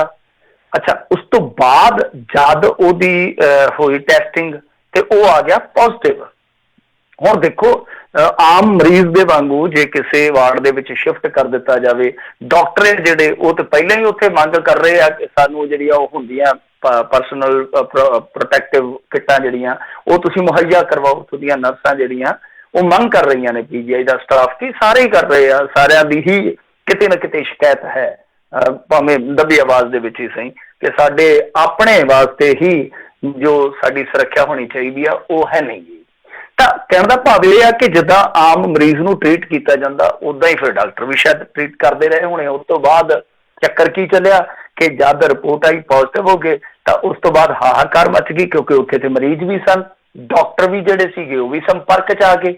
ਹੁਣ ਪਤਾ ਨਹੀਂ ਅੱਗੋਂ ਦੇਖੋ ਕੀ ਭਾਣਾ ਵਰਤਿਆ ਕੀ ਨਹੀਂ, ਕਿੰਨਿਆਂ ਨੂੰ ਲਾਗ ਲੱਗਦੀ ਆ, ਕਿੰਨੇ ਬਚਦੇ ਆ। ਤਾਂ ਉੱਥੇ ਅਫਰਾ ਤਫਰੀ ਵਾਲਾ ਮਾਹੌਲ ਆ ਇਸ ਵੇਲੇ, ਅਫਰਾ ਦਫੜੀ ਮੱਚੀ ਪਈ ਆ ਕਿ ਕੀ ਹੋ ਗਿਆ। ਤਾਂ ਹੁਣ ਦੇਖੋ ਨਲਾਇਕੀ ਤੇ ਹੈ ਕਿਤੇ ਨਾ ਕਿਤੇ, ਪ੍ਰਸ਼ਾਸਨਿਕ ਨਲਾਇਕੀ ਹੈ ਕਿ ਜਿਹੜਾ ਇਸ ਤਰ੍ਹਾਂ ਦਾ ਸਸਪੈਕਟਡ ਮਰੀਜ਼ ਆ ਤੁਸੀਂ ਇੱਕ ਵੱਡੇ ਹਸਪਤਾਲ 'ਚੋਂ ਇੱਕ ਵੱਡੇ ਹਸਪਤਾਲ 'ਚ ਰੈਫਰ ਕੀਤਾ ਜਾ ਰਿਹਾ ਤਾਂ ਉਹਨੂੰ ਲੈ ਕੇ ਆ ਰਹੇ ਹੋ, ਤਾਂ ਤੁਸੀਂ ਇੱਕ ਆਮ ਵਾਰਡ ਦੇ ਵਿੱਚ, ਜਨਰਲ ਵਾਰਡ ਦੇ ਵਿੱਚ, ਚਾਹੇ ਉਹ ਐਮਰਜੈਂਸੀ ਹੈ ਚਾਹੇ ICU ਆ, ਤੁਸੀਂ ਉੱਥੇ ਲੈ ਜਾਂਦੇ ਹੋ। ਤਾਂ ਕਿਤੇ ਨਾ ਕਿਤੇ ਕੁਤਾਹੀ ਤੇ ਹੈਗੀ ਆ, ਕੁਤਾਹੀ ਤਾਂ ਹੈਗੀ। ਔਰ ਕੁਤਾਹੀਆਂ ਤੁਹਾਨੂੰ ਪਤਾ ਹੀ ਆ ਕਿ ਕਿੰਨੀਆਂ ਸਾਹਮਣੇ ਆ ਰਹੀਆਂ। ਕੋਈ NRI ਕਹਿ ਰਿਹਾ ਕਿ ਮੈਂ 112 ਤੇ ਫੋਨ ਕਰਦਾ, ਪੰਜਾਬ ਦੇ ਵਿੱਚ ਕੋਈ ਗੱਲ ਹੀ ਨਹੀਂ ਸੁਣਦਾ। ਕੋਈ ਕਹਿੰਦੇ ਆ ਕਿ ਅਸੀਂ ਜਾਣਦੇ ਆ ਕਿ ਭਾਈ ਸਾਡੇ ਟੈਸਟ ਕਰੋ, ਕਹਿੰਦੇ ਕਿ ਲੋੜ ਹੀ ਨਹੀਂ ਹੈ, ਤੁਹਾਨੂੰ ਕੁਛ ਨਹੀਂ ਹੋਇਆ, ਚਲੋ ਹੋਊਗਾ ਕੋਈ ਗੱਲ ਨਹੀਂ, ਵੇਖ ਲਵਾਂਗੇ। ਸੋ ਹਰੇਕ ਪਾਸੇ ਇਹ ਚੀਜ਼ਾਂ ਜਿਹੜੀਆਂ ਚੱਲ ਰਹੀਆਂ। ਤਾਂ ਜਿਹੜਾ ਇਹ ਮਾਮਲਾ ਹੈ ਉਹ ਇਸ ਕਰਕੇ ਗੰਭੀਰ ਹੋ ਜਾਂਦਾ ਕਿਉਂਕਿ ਚੰਡੀਗੜ੍ਹ ਦੇ ਨਾਲ ਜੁੜਿਆ ਮਸਲਾ, ਤੇ ਜੇ ਕੁਤਾਹੀ ਹੋਈ ਆ ਤੇ ਕਾਰਵਾਈ ਜਿਹੜੀ ਆ ਫੌਰੀ ਤੌਰ ਤੇ ਕਰਨੀ ਚਾਹੀਦੀ ਆ। ਦੇਖੋ ਡਾਕਟਰ ਬਚਾਉਣੇ ਲਾਜ਼ਮੀ ਆ, ਇਸ ਗੱਲ ਨੂੰ ਸਮਝਣਾ ਚਾਹੀਦਾ। ਜੋ ਵੀ ਉਹਨਾਂ ਨੂੰ ਚਾਹੀਦੇ ਆ ਇਕਵਿਪਮੈਂਟ ਚਾਹੀਦੇ ਆ, ਜੋ ਵੀ ਪ੍ਰੋਟੈਕਸ਼ਨ ਵਾਸਤੇ ਉਹਨਾਂ ਨੂੰ ਚਾਹੀਦੇ ਆ, ਦੇਣੇ ਚਾਹੀਦੇ ਆ। ਕਿਉਂ? ਕਿਉਂਕਿ ਜੇ ਡਾਕਟਰ ਬਚਣਗੇ ਤਾਂ ਦੁਨੀਆ ਬਚਣੀ ਹੈ। ਇਸ ਟਾਈਮ ਲੋਕ ਤੇ ਜਿਹੜੇ ਆ ਦੇਖੋ ਜਦੋਂ ਮਰ ਜਾਂਦਾ ਕੋਈ ਕਰੋਨਾ ਦੇ ਨਾਲ, ਸੰਸਕਾਰ ਨਹੀਂ ਕਰਦੇ, ਸਾੜਦੇ ਨਹੀਂ ਡਰਦੇ, ਲੋਕ ਭੱਜ ਜਾਂਦੇ ਆ। ਇਹ ਤੁਸੀਂ ਵੇਖੋ, ਇਹ ਵੀ ਇੱਕ ਤਰ੍ਹਾਂ ਨਾਲ ਕਹੀਏ ਨਾ ਕਿ ਬਹੁਤ ਜ਼ਿਆਦਾ ਸਾਡੇ ਸਮਾਜ ਦੇ ਵਿੱਚ ਸਮੱਸਿਆ ਖੜੀ ਹੋਣੀ ਹੈ ਕਿਉਂਕਿ ਲੋਕ ਜਿਹੜੇ ਬਾਹਰੋਂ ਆ ਰਹੇ ਉਹਨਾਂ ਨੂੰ ਪਿੰਡਾਂ 'ਚ ਨਹੀਂ ਵੜਨ ਦਿੱਤਾ ਜਾ ਰਿਹਾ। ਹੁਣ ਜਿਹੜੇ ਹੈਗੇ ਆ ਸਿਹਤ ਮਹਿਕਮੇ ਵਾਲੇ ਉਹ ਜਲਦੀ ਬੌੜਦੇ ਨਹੀਂ ਤੇ ਪਿੰਡਾਂ ਵਾਲੇ ਕਹਿੰਦੇ ਆ ਕਿ ਵੀਰੇ ਤੁਸੀਂ ਰਹਿਣ ਦਿਓ, ਅਸੀਂ ਨਹੀਂ ਆ ਤੁਹਾਨੂੰ ਇੱਥੇ ਵੜਨ ਦੇਣਾ। ਮਾਵਾਂ ਜਿਹੜੀਆਂ ਉਹ ਵੀ ਕਹਿੰਦੀਆਂ ਕਿ ਨਹੀਂ ਪੁੱਤ ਹਾਲ ਦੀ ਘੜੀ ਰਿਸਕ ਨਹੀਂ ਲਿਆ ਜਾਣਾ। ਹਾਲਾਂਕਿ ਮੈਂ ਲੱਗਤੇ ਜਿਗਰ ਨੂੰ ਏਦਾਂ ਕਹਿਣਾ ਕਿਉਂਕਿ ਘਟਨਾਵਾਂ ਹੋਈਆਂ ਨੇ। ਆ ਸਾਡੇ ਇੱਥੇ ਲਾਗੇ ਦੀ ਇੱਕ ਘਟਨਾ, ਇੱਕ ਨਿਹੰਗ ਸਿੰਘ ਸੀਗਾ, ਬੱਚਾ ਹੀ ਸੀਗਾ 16-17 ਸਾਲ ਦੀ ਉਮਰ ਦਾ, ਉਹ ਹੋਲਾ ਮਹੱਲਾ ਵੇਖ ਕੇ ਆਇਆ ਕਿਤੇ ਤੇ ਕਿਸੇ ਅਕੈਡਮੀ 'ਚ ਗੱਤਕਾ ਸਿੱਖਦਾ, ਜਦ ਆਇਆ ਤੇ ਪਿੰਡ ਨਹੀਂ ਉਹਨੂੰ ਐਂਟਰ ਹੋਣ ਦਿੱਤਾ। 6 ਘੰਟੇ ਪਿੰਡ ਦੀ ਜੂਹ ਤੇ ਬੈਠਾ ਰਿਹਾ, ਪਿੰਡ ਦੀ ਜੂਹ ਤੇ ਬੈਠਾ ਰਿਹਾ, ਸਿਹਤ ਮਹਿਕਮੇ ਵਾਲੇ ਆਈ ਨਹੀਂ। ਤਾਂ ਤੁਸੀਂ ਆਪ ਹੀ ਅੰਦਾਜ਼ਾ ਲਾ ਲਓ ਕਿ ਕੀ ਚੱਲਦਾ ਪਿਆ। ਤਾਂ ਮੈਂ ਕਹਿ ਰਿਹਾ ਕਿ ਡਾਕਟਰ ਬਚਾਉਣੇ ਬਹੁਤ ਲਾਜ਼ਮੀ ਆ, ਉਹਨਾਂ ਨੂੰ ਸਭ ਕੁਝ ਦਿਓ, ਜਿੱਥੇ ਕੁਤਾਹੀ ਹੁੰਦੀ ਐਕਸ਼ਨ ਲਵੋ ਤਾਂ ਕਿ ਅੱਗੇ ਉਹ ਚੀਜ਼ ਦੁਬਾਰਾ ਨਾ ਵਾਪਰੇ। ਜੀ ਜੀ ਬਿਲਕੁਲ। ਅਗਲੀ ਜਿਹੜੀ ਗੱਲ ਕਰਦੇ, ਕਹਿੰਦੇ ਪੰਜਾਬ ਦੇ ਵਿੱਚ ਹੁਣ ਕਰਫਿਊ ਦੀ ਮਿਆਦ ਦੇ ਵਿੱਚ ਵਾਧਾ ਕਰ ਦਿੱਤਾ ਗਿਆ। ਹਾਂਜੀ, ਇਹਨਾਂ ਨੇ ਵਾਧਾ ਕਰ ਦਿੱਤਾ ਔਰ ਇਹ ਤੈਅ ਸੀਗਾ ਕਿਉਂਕਿ ਪ੍ਰਧਾਨ ਸੇਵਕ ਨੇ ਲਾਕਡਾਊਨ ਜਿਹੜਾ ਆ ਉਹ ਤੁਹਾਨੂੰ ਪਤਾ 21 ਦਿਨ ਦਾ ਕੀਤਾ ਪਿਆ। ਇਹਨਾਂ ਦਾ ਜਿਹੜਾ ਕਰਫਿਊ ਸੀਗਾ ਉਹ 31 ਮਾਰਚ ਨੂੰ ਮੁੱਕ ਜਾਣਾ ਸੀ, ਜਦ ਕਿ ਉਹ ਲਾਕਡਾਊਨ ਜਿਹੜਾ 14-15 ਤੱਕ ਚਲੇ ਜਾਣਾ।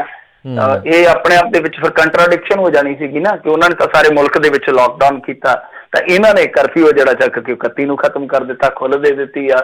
ਵੈਸੇ ਜੇ ਇੰਟਰਸਟਿੰਗ ਪੱਖ ਵੇਖਣਾ ਹੋਵੇ ਨਾ ਕਹਾਣੀ ਦਾ, ਲਾਕਡਾਊਨ ਜਿਹੜਾ ਉਹ ਸੰਵਿਧਾਨਕ ਤੌਰ ਤੇ ਨਹੀਂ ਹੈ, ਇੰਡੀਆ ਦੇ ਵਿੱਚ ਸੰਵਿਧਾਨਕ ਤੌਰ ਤੇ ਨਹੀਂ ਹੈ ਉਹ, ਪਰ ਉਹਨੂੰ ਬਣਾ ਦਿੱਤਾ ਗਿਆ। ਉਹ ਇਉਂ ਹੈ ਕਿ ਦੇਖੋ ਲਾਕਡਾਊਨ ਇੱਕ ਤਰ੍ਹਾਂ ਨਾਲ ਤਾਲਾਬੰਦੀ ਹੈ ਜਾਂ ਕਹਿ ਲਓ ਸਵੈ ਜ਼ਾਬਤਾ ਹੈ, ਤੁਹਾਡਾ ਸਵੈ ਜ਼ਾਬਤਾ ਹੈ। ਹਾਂ, ਉਹਦੇ ਵਿੱਚ ਤੁਸੀਂ ਰਗੜੇ ਕਦੋਂ ਜਾਂਦੇ ਹੋ? ਜਦੋਂ ਬਾਹਰ ਨਿਕਲਦੇ ਹੋ, ਪੁਲਿਸ ਦੇ ਨਾਲ ਤੁਹਾਡੀ ਬਹਿਸ ਹੁੰਦੀ ਆ, ਪੁਲਿਸ ਤੁਹਾਨੂੰ ਉਹਦੇ ਵਿੱਚ ਰੈਸਟ ਨਹੀਂ ਕਰ ਸਕਦੀ। ਲਾਕਡਾਊਨ ਦੇ ਵਿੱਚ ਤੁਹਾਨੂੰ ਰੈਸਟ ਨਹੀਂ ਕਰ ਸਕਦੀ ਪੁਲਿਸ। ਪੁਲਿਸ ਤੁਹਾਨੂੰ ਰੋਕ ਸਕਦੀ ਹੈ, ਵਰਜ ਸਕਦੀ ਹੈ, ਪਰ ਸਮੱਸਿਆ ਕਿੱਥੇ ਪੈਦਾ ਹੋਏਗੀ? ਜਦੋਂ ਤੁਸੀਂ ਉਹਨਾਂ ਦੀ ਗੱਲ ਨਹੀਂ ਮੰਨੋਗੇ ਜਾਂ ਉਹਨਾਂ ਦੀ ਡਿਊਟੀ 'ਚ ਵਿਘਨ ਪਾਓਗੇ ਜਾਂ ਉਹਨਾਂ ਦੇ ਨਾਲ ਮਿਸਬਿਹੇਵ ਕਰੋਗੇ। ਤਾਂ ਇਹ ਲਾਕਡਾਊਨ ਦੀ ਇੱਕ ਮੈਂ ਕਹੂੰਗਾ ਛੋਟੀ ਜਿਹੀ ਡੈਫੀਨੇਸ਼ਨ ਹੈ। ਔਰ ਜਿਹੜਾ ਕਰਫਿਊ ਦੇ ਵਿੱਚ ਤੁਹਾਨੂੰ ਪਤਾ ਕਿ ਐਕਸਟਰਾ ਪਾਵਰਾਂ ਜਿਹੜੀਆਂ ਉਹ ਜਿਹੜੇ ਡਿਵੀਜ਼ਨਲ ਮੈਜਿਸਟਰੇਟ ਹੁੰਦੇ ਉਹਨਾਂ ਦੇ ਕੋਲ ਆ ਜਾਂਦੀਆਂ ਜੀ, ਤਾਂ ਜ਼ਿਲ੍ਹੇ ਦੇ ਜਿਹੜੇ DC ਵਗੈਰਾ ਹੁੰਦੇ ਆ। ਸੋ ਇਹ ਥੋੜਾ ਜਿਹਾ ਫਰਕ ਆ।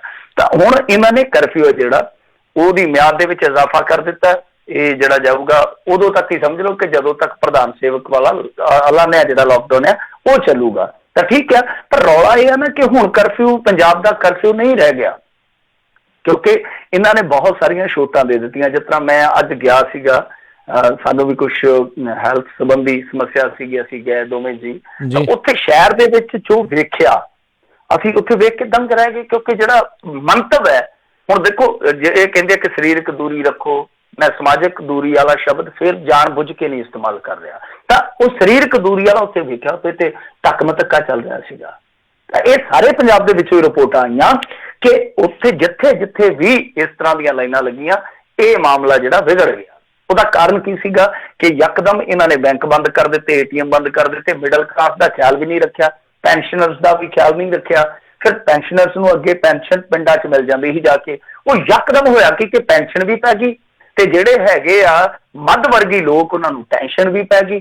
ਉਹ ਵੀ ਚੱਲ ਗਏ ਕਿ ਕਢਾਈਏ 5-5 10-10 ਹਜ਼ਾਰ ਰੁਪਈਆ ਜਿਹੜਾ ਉਹ ਵੀ ਤੇ ਰੱਖੀਏ ਨਾ ਆਪਾਂ, ਉਹ ਵੀ ਤੇ ਘਰ ਦੇ ਵਿੱਚ ਰੱਖੀਏ। ਤਾਂ ਉਧਰੋਂ ਪੈਨਸ਼ਨਰ ਜਿਹੜੇ ਸੀਗੇ ਉਹ ਚੱਲ ਗਏ, ਉਧਰੋਂ ਜਿਹੜੇ ਟੈਨਸ਼ਨ ਦੇ ਮਾਰੇ ਸੀ ਉਹ ਚੱਲ ਗਏ, ਲਾਈਨਾਂ ਲੱਗ ਗਈਆਂ। ਤਾਂ ਤੁਹਾਡਾ ਮੰਤਵ ਜਿਹੜਾ ਉਹ ਆਪਣੇ ਆਪ ਹੀ ਖਤਮ ਹੋ ਗਿਆ, ਕਿਉਂਕਿ ਸੈਂਕੜੇ ਬੰਦਿਆਂ ਦੀ ਲਾਈਨ ਲੱਗੀ ਆ, ਧੱਕ-ਮਤੱਕਾ ਚੱਲਦਾ ਪਿਆ। ਤਾਂ ਜਿਹੜੀ ਸਰੀਰਕ ਦੂਰੀ ਤੁਸੀਂ ਕਹਿੰਦੇ ਹੋ ਉਹ ਤੇ ਮਿਟ ਗਈ।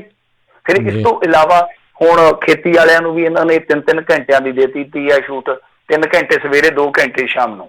ਤਾਂ ਖੇਤੀ ਵਾਲੇ ਦੇ ਵਿੱਚ ਤਾਂ ਤਕਰੀਬਨ 80% ਸਾਡੇ ਆ ਹੀ ਜਾਂਦੇ ਆ। 5 ਘੰਟੇ ਉਹਨਾਂ ਨੇ ਬਾਹਰ ਰਹਿਣਾ ਹੀ ਰਹਿਣਾ।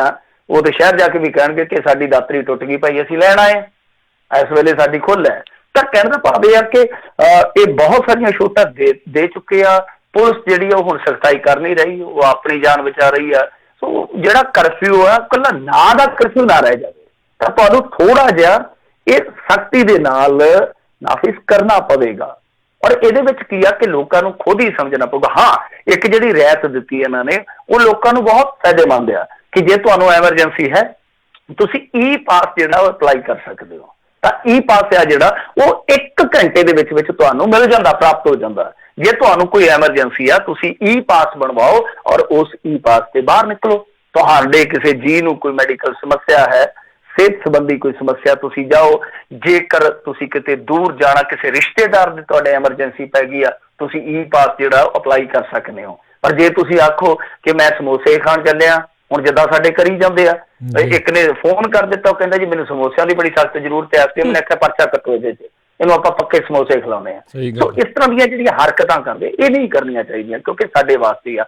ਤੇ ਮੇਰੇ ਖਿਆਲ ਦੇ ਨਾਲ ਜੇ ਸਖਤੀ ਨਾਲ ਪਾਲਣ ਕਰਵਾ ਲਿਆ ਜਾਂਦਾ ਇਹਨਾਂ 5-10 ਦਿਨਾਂ ਦੇ ਵਿੱਚ ਤਾਂ ਪੰਜਾਬ ਨੂੰ ਬਹੁਤ ਫਾਇਦਾ ਹੋਏਗਾ। ਹਾਲਾਂਕਿ ਮਰੀਜ਼ ਜਿਹੜੇ ਆ ਪੰਜਾਬ ਦੇ ਵਿੱਚ ਵਧੇ ਆ, ਗਿਣਤੀ ਜਿਹੜੀ ਆ ਉਹ 41 ਤੱਕ ਪਹੁੰਚ ਗਈ ਆ, ਮੌਤਾਂ ਵੀ ਜਿਹੜੀਆਂ 3 ਹੋ ਗਈਆਂ। ਤਾਂ ਹੁਣ ਸਾਨੂੰ ਸਮਝਣਾ ਪਵੇਗਾ ਕਿ ਅਸੀਂ ਪੰਜਾਬ ਨੂੰ ਜੇ ਬਚਾਉਣਾ ਹੈ ਤਾਂ ਸਾਨੂੰ ਕੁਛ ਹੱਦ ਤੱਕ ਸਰਕਾਰ ਨੂੰ ਸਹਿਯੋਗ ਦੇਣਾ ਪਊਗਾ, ਔਰ ਸਰਕਾਰ ਨੂੰ ਵੀ ਸੋਚਣਾ ਪਊਗਾ ਕਿ ਵੋਟ ਬੈਂਕ ਦੀ ਰਾਜਨੀਤੀ ਨਾ ਹੋਵੇ। ਜਿੱਥੇ ਸਟੈਪ ਤਗੜੇ ਚੱਕਣ ਦੀ ਜ਼ਰੂਰਤ ਹੈ ਚੱਕੋ, ਔਰ ਜਿੱਥੇ ਲੋਕਾਂ ਨੂੰ ਛੋਟ ਦੇਣ ਦੀ ਜ਼ਰੂਰਤ ਹੈ ਉਹ ਦਿਓ। ਹਾਂ, ਉਹਨਾਂ ਦੀ ਜਿਹੜੀ ਸਪਲਾਈ ਚੇਨ ਹੈ, ਚਾਹੇ ਉਹ ਫੂਡ ਦੀ ਆ, ਚਾਹੇ ਕੈਸ਼ ਦੀ ਆ, ਚਾਹੇ ਕਿਸੇ ਵੀ ਕਿਸਮ ਦੀ ਆ, ਚਾਹੇ ਉਹਨਾਂ ਦਾ ਜਿਹੜਾ ਉਤਪਾਦਨ ਹੈ ਦੁੱਧ ਵਗੈਰਾ, ਪੋਲਟਰੀ ਵਗੈਰਾ, ਉਹਦੀ ਜਿਹੜੀ ਸਪਲਾਈ ਚੇਨ ਆ ਉਹ ਨਹੀਂ ਟੁੱਟਣੀ ਚਾਹੀਦੀ, ਚਾਹੇ ਮਾਰਕੀਟਿੰਗ ਦੀ ਹੈ ਚਾਹੇ ਜਿੱਦਾਂ ਦੀ ਆ।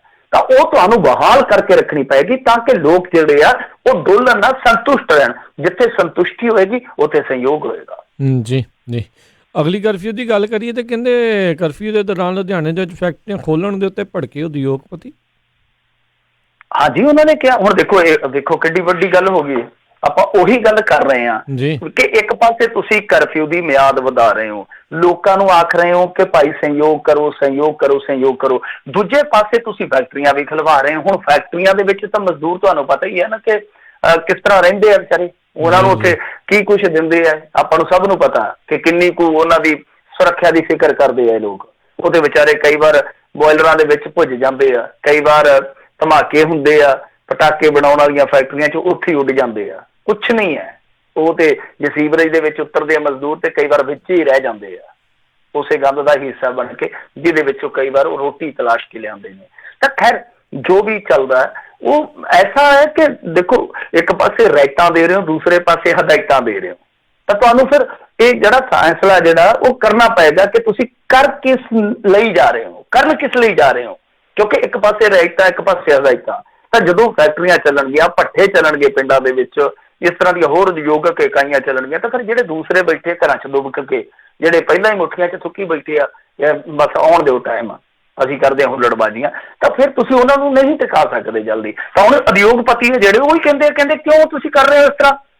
ਇਹ ਕੋਈ ਹੋਰ ਨਹੀਂ ਕਹਿ ਰਿਹਾ, ਖੁਦ ਜਿਹੜੇ ਫੈਕਟਰੀਆਂ ਵਾਲੇ ਆ। ਲੁਧਿਆਣਾ ਦੇਖੋ, ਹੁਣ ਆਪਾਂ ਜੇ ਦੇਖੀਏ ਤਾਂ ਇੰਡਸਟਰੀਅਲ ਏਰੀਆ ਬੜਾ ਸੁਪਰ ਇੰਡਸਟਰੀਅਲ ਏਰੀਆ ਆਪਾਂ ਜੇ ਕਹੀਏ ਪੰਜਾਬ ਦੇ ਲਿਹਾਜ਼ ਦੇ ਨਾਲ, ਤਾਂ ਉੱਥੋਂ ਦੇ ਜਿਹੜੇ ਤਕੜੇ ਉਦਯੋਗਪਤੀ ਆ ਉਹ ਇਸ ਚੀਜ਼ ਦੀ ਮੁਖਾਲਫਤ ਕਰ ਰਹੇ ਆ। ਉਹ ਕਹਿੰਦੇ ਕਿ ਨਹੀਂ, ਜਦੋਂ ਤੁਸੀਂ ਫੈਕਟਰੀਆਂ ਨੂੰ ਕੁਝ ਸ਼ਰਤਾਂ ਤੇ ਸ਼ੁਰੂ ਕਰਾਓਗੇ ਦੁਬਾਰਾ, ਤਾਂ ਇਹ ਜਿਹੜਾ ਤੁਹਾਡਾ ਮੰਤਵ ਹੈ, ਜਿਹੜੀ ਮੈਂ ਗੱਲ ਕਰ ਰਿਹਾ, ਤਾਂ ਉਹ ਬਹੁਤ ਹੱਦ ਤੱਕ ਪ੍ਰਭਾਵਿਤ ਹੋਏਗਾ। ਔਰ ਜਿਹੜੀਆਂ ਤੁਹਾਡੀਆਂ ਸ਼ਰਤਾਂ ਉਹਨਾਂ ਦੇ ਨਾਲ ਵੈਸੇ ਵੀ ਕੰਮ ਕਰ ਉਹਨਾਂ ਦਾ ਸਮੂਥਲੀ ਨਹੀਂ ਚੱਲੇਗਾ।